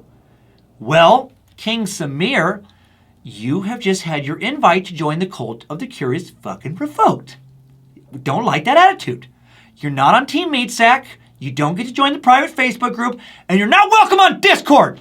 And I changed your name to King Go Fuck Yourself. Hail Nimrod. Timesuck. Top 5 takeaways. Whew. Black Panthers have been sucked. Man, that was a tricky suck. I worked a lot of extra hours on that one. A lot of overtime, so much to absorb, so much to consider. I feel like I could spend weeks and weeks and weeks and weeks on that one, months, and still be like, oh, I should have said this or I should have said that. I hope I did it some justice. Hope my black meat sacks know I love them. Hope my white meat sacks know I love them too, and hope my law enforcement meat sacks know I love you guys and gals, and that you don't deserve to be unjustly attacked any more than citizens do. To quote arguably the most famous victim of police brutality in the past several decades, Rodney King, can we all just get along? Okay, thank you to the Timesuck team. Thanks to Queen of the Suck, Lindsay Cummins, High Priest of the Suck, Harmony Vellicamp, Jesse Guardian of Grammar Dobner, Reverend Dr. Joe Paisley, Timesuck, High Priest Alex Dugan, the guys at Bit Elixir, Danger Brain, Axis Apparel, Sophie, Fact, Sorceress Evans. Thanks for the fine research to get me started. Great meeting you in person, by the way, Sophie, in New Jersey, at the Stress Factory. I got the shirt on right now, Jersey Stress Factory. Let's talk about community real quick. Have you joined the Cult of the Curious private Facebook group? Have you? And again, Samir, fuck, not you. Not you. There's almost 7,000 Timesuckers in the private Cult of the Curious group on Facebook, maybe more actually now, and almost 1,500 Discord members. Link to the Discord chat room messaging app right on the Timesuck app. Link to the private Facebook group and the Discord channel also in today's episode description. Next week, I encourage more potential controversy with the Space Lizard chosen topic of Pedophile Island. What is Pedophile Island? The Washington State Department of Social and Health Services operates Special Commitment Center, SCC programs that provide specialized mental health treatment for civilly committed sex offenders who have completed their prison sentences. The island was initially considered Uncle Secret's Island and Brother Touchy Fingers, but they went with Special Commitment Center. Of course, that's fucked up. Not true. Superior courts in the county in which an individual was previously convicted of a sex crime have the authority now in Washington to determine if individuals meet the legal definition of a sexually violent predator and then can civilly commit them to the SCC, which is legal speak for sending them to an island where they're not allowed to leave after their prison sentence has been completed. And they're just kept there until they're no longer deemed a threat to sexually reoffend. They could potentially be kept there until they die. Is this the best way to deal with pedophiles? How big of a problem are pedophiles? How many are out there? How often do they victimize? How many lives have been negatively affected by pedophiles and other sex offenders? Do they even deserve rehabilitation? Can they even be rehabilitated? Tune in next Monday for a deep dive on a very uncomfortable subject. Tune in now for today's Timesucker Updates. Updates? Get your Timesucker updates. First update is felt very apropos today for today's topic. The first update comes in from a longtime law enforcement sucker I've met several times who wishes to remain unnamed in this message. And he writes, "Hey guys, I wanted to bring this to your attention. I know how much you appreciate the sacrifices made by law enforcement in this country. Lucas Dowell embodies everything his last name implies. Do well." Yeah, Dowell is spelled do well. And this anonymous Timesucker sent me a link to an article about Virginia State Trooper Lucas B. Dowell, who was killed when someone inside a home fired a weapon at police executing a search warrant during a recent drug investigation. The person who killed Trooper Dowell, identified by police as Corey Johnson of Cumberland County, was shot and killed by police. And our fellow Meatsack continues with, "I trained him when he first hit the road, and he was a shift partner for many years before leaving the Charlottesville area." Man, I am so sorry, buddy, this happened. If you do mention anything on a future episode, please leave my name out of it. Yep, I don't want to detract anything away from this. I don't bring this to you because I want sympathy or attention. He was a good trooper, the kind everyone would be proud to have working for them, and everyone should know the sacrifice he made. And then he writes, "Whether you are for or against drugs, I hope none of our listeners is for killing cops. This is just the kind of thing I think about when people refer to drug use as a victimless crime. I don't mean to offend anyone, but I just learned of this as it happened about 9 hours ago, and I'm still processing my anger. Thank you for who you are and what you believe in. Thank you for the Cult of the Curious." Thank you, man. And absolutely terrible that this happened. I am so glad, though, that you did send in a message right away. How perfect for this week. Just a reminder that, yes, there are a lot of great law enforcement officers out there, and they sacrifice so much to keep us safe, to keep people of every color safe. And there are law enforcement officers of every color. Thank you for being an incredible law enforcement officer. I base that on numerous interactions I've had with you and the many stories you've sent in over the past few years. Thoughts go out with you. Obviously, I can't name you on the show, but thanks for sending this message in. Now we'll shift gears, lighten things up with a hilarious message from Timesucker Haley Ford, who writes, "Dan, I listened to the inspirational episode. This is one of the ones over the holidays. And you talked about how the mom ate peanut butter while she was pregnant and her baby's... and it ended up causing her baby skeleton to grow outside of its body. I flipped the ever-loving fuck out. I ate peanut butter all the time and am 3 weeks away from delivery. I was so convinced that my baby was... I was so convinced that my baby was going to have an exoskeleton, which is fucking stupid because this is my second baby and I've seen 3D ultrasounds of her. She is not, in fact, an ant baby, you fuckface. Every episode, you say some shit that gets me. The first one I can remember was during the episode about Teddy Roosevelt. You said that the teddy bear was named after him because he got caught wearing a women's teddy. Totally believed you. It's literally happened during every episode. I believed you like many others when you mentioned that people used to fuck dogs in caves or some shit. And I believed you because of the Toy Box Killer episode. I was like, oh, so maybe he just had that nasty desire too. And it made complete sense to me. You're an asshole. On a separate note, I love your podcast. I'm finally caught up and having withdrawals. I love that you donate money every month and that you've changed so many people's lives. I have become much more open-minded and even enjoyed the podcasts I didn't want to listen to. I love hearing that. I forced myself to listen to all of them, ended up loving all of them because of the way you present the information and the gotchas you throw into each one. I know, lately I feel like I've been pulling a little bit away from because I want people to get lulled into a false sense of security. On a separate note, I know you get so many requests for shout-outs, but I would so much appreciate it if you could give my boyfriend Dominic a shout-out. He is the most amazing person. He works on the weekends doing side jobs to make extra money for us. Then comes home and cooks and plays with our 3-year-old daughter. Like I mentioned before, we're having our second daughter on the 25th. He has gone above and beyond to make sure that we're ready for her arrival. To give you an example of the kind of person he is, we were driving around one day and it was ridiculously hot outside. This was back when he drove around conducting CNA hospice visits, and we saw a homeless man on the side of the road that he apparently saw frequently. He told me that he keeps a case of water bottles in his car, and when he has the chance, he gives the homeless water bottles so they don't have to become dehydrated. He is unbelievably caring and selfish and does what he can for anyone and everyone around him, even if he doesn't know them. He's the best thing to ever happen to me and my little girls, and he is the one that introduced me to your comedy and Timesuck, so I love him even more. He's an inspiration to me every day. I understand if you're not able to announce this, but it would mean the world to me if he heard you read this. Smiley face. Again, thank you, you beautiful sucker, for all you do. Hoping to be a spacer soon so we can help keep Timesuck going. Haley Ford. Thank you, Haley. And thank you, Dominic, for being a good dude. Love how much you two are in love. Man, life is fucking short. Spend as much of it as you can with love in your hearts. I don't care if that sounds corny as fuck. It's true. Love, love. Says the angry, bearded, air banjo playing Idaho man. Now a Mothman update coming in from Timesucker John Dvorak. John writes, most holy pontificated Pope suck.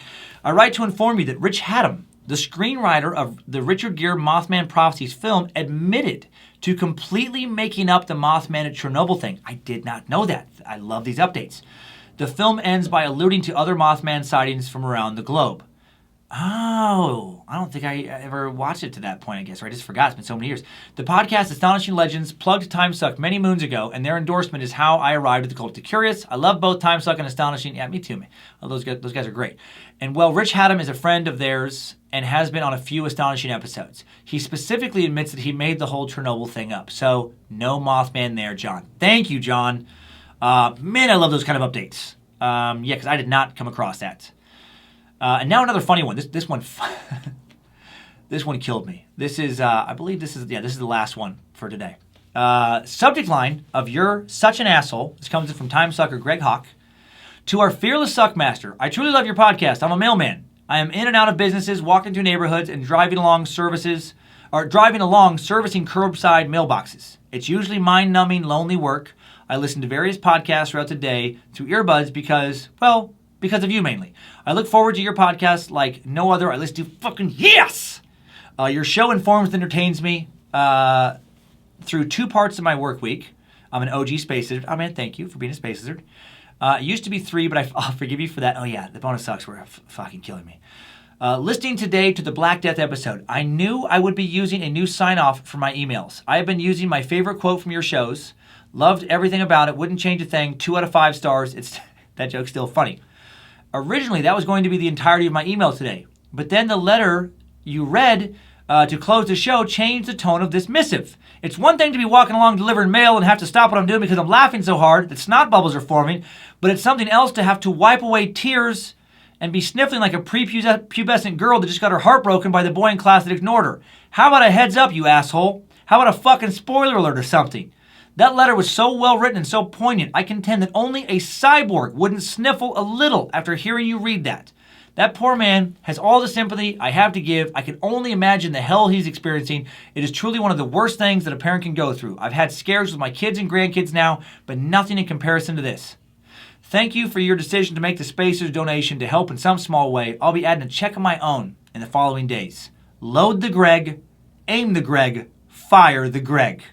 Hail Nimrod, Greg Hark. Perfect note to end on today, Greg. Thanks for being so great, man. And I'll end with that as well. Load the Greg, aim the Greg, fire the Greg. Thanks, time suckers. I needed that. We all did. Have a great week, everyone. Another Secret Suck on Thursday for you space lizards. Thank you again for the donation money. Pedophile Island next Monday. And if you start a revolution this week, please let every meat sack of every color be a part of it. And make sure, while you're freedom fighting, that you keep on sucking.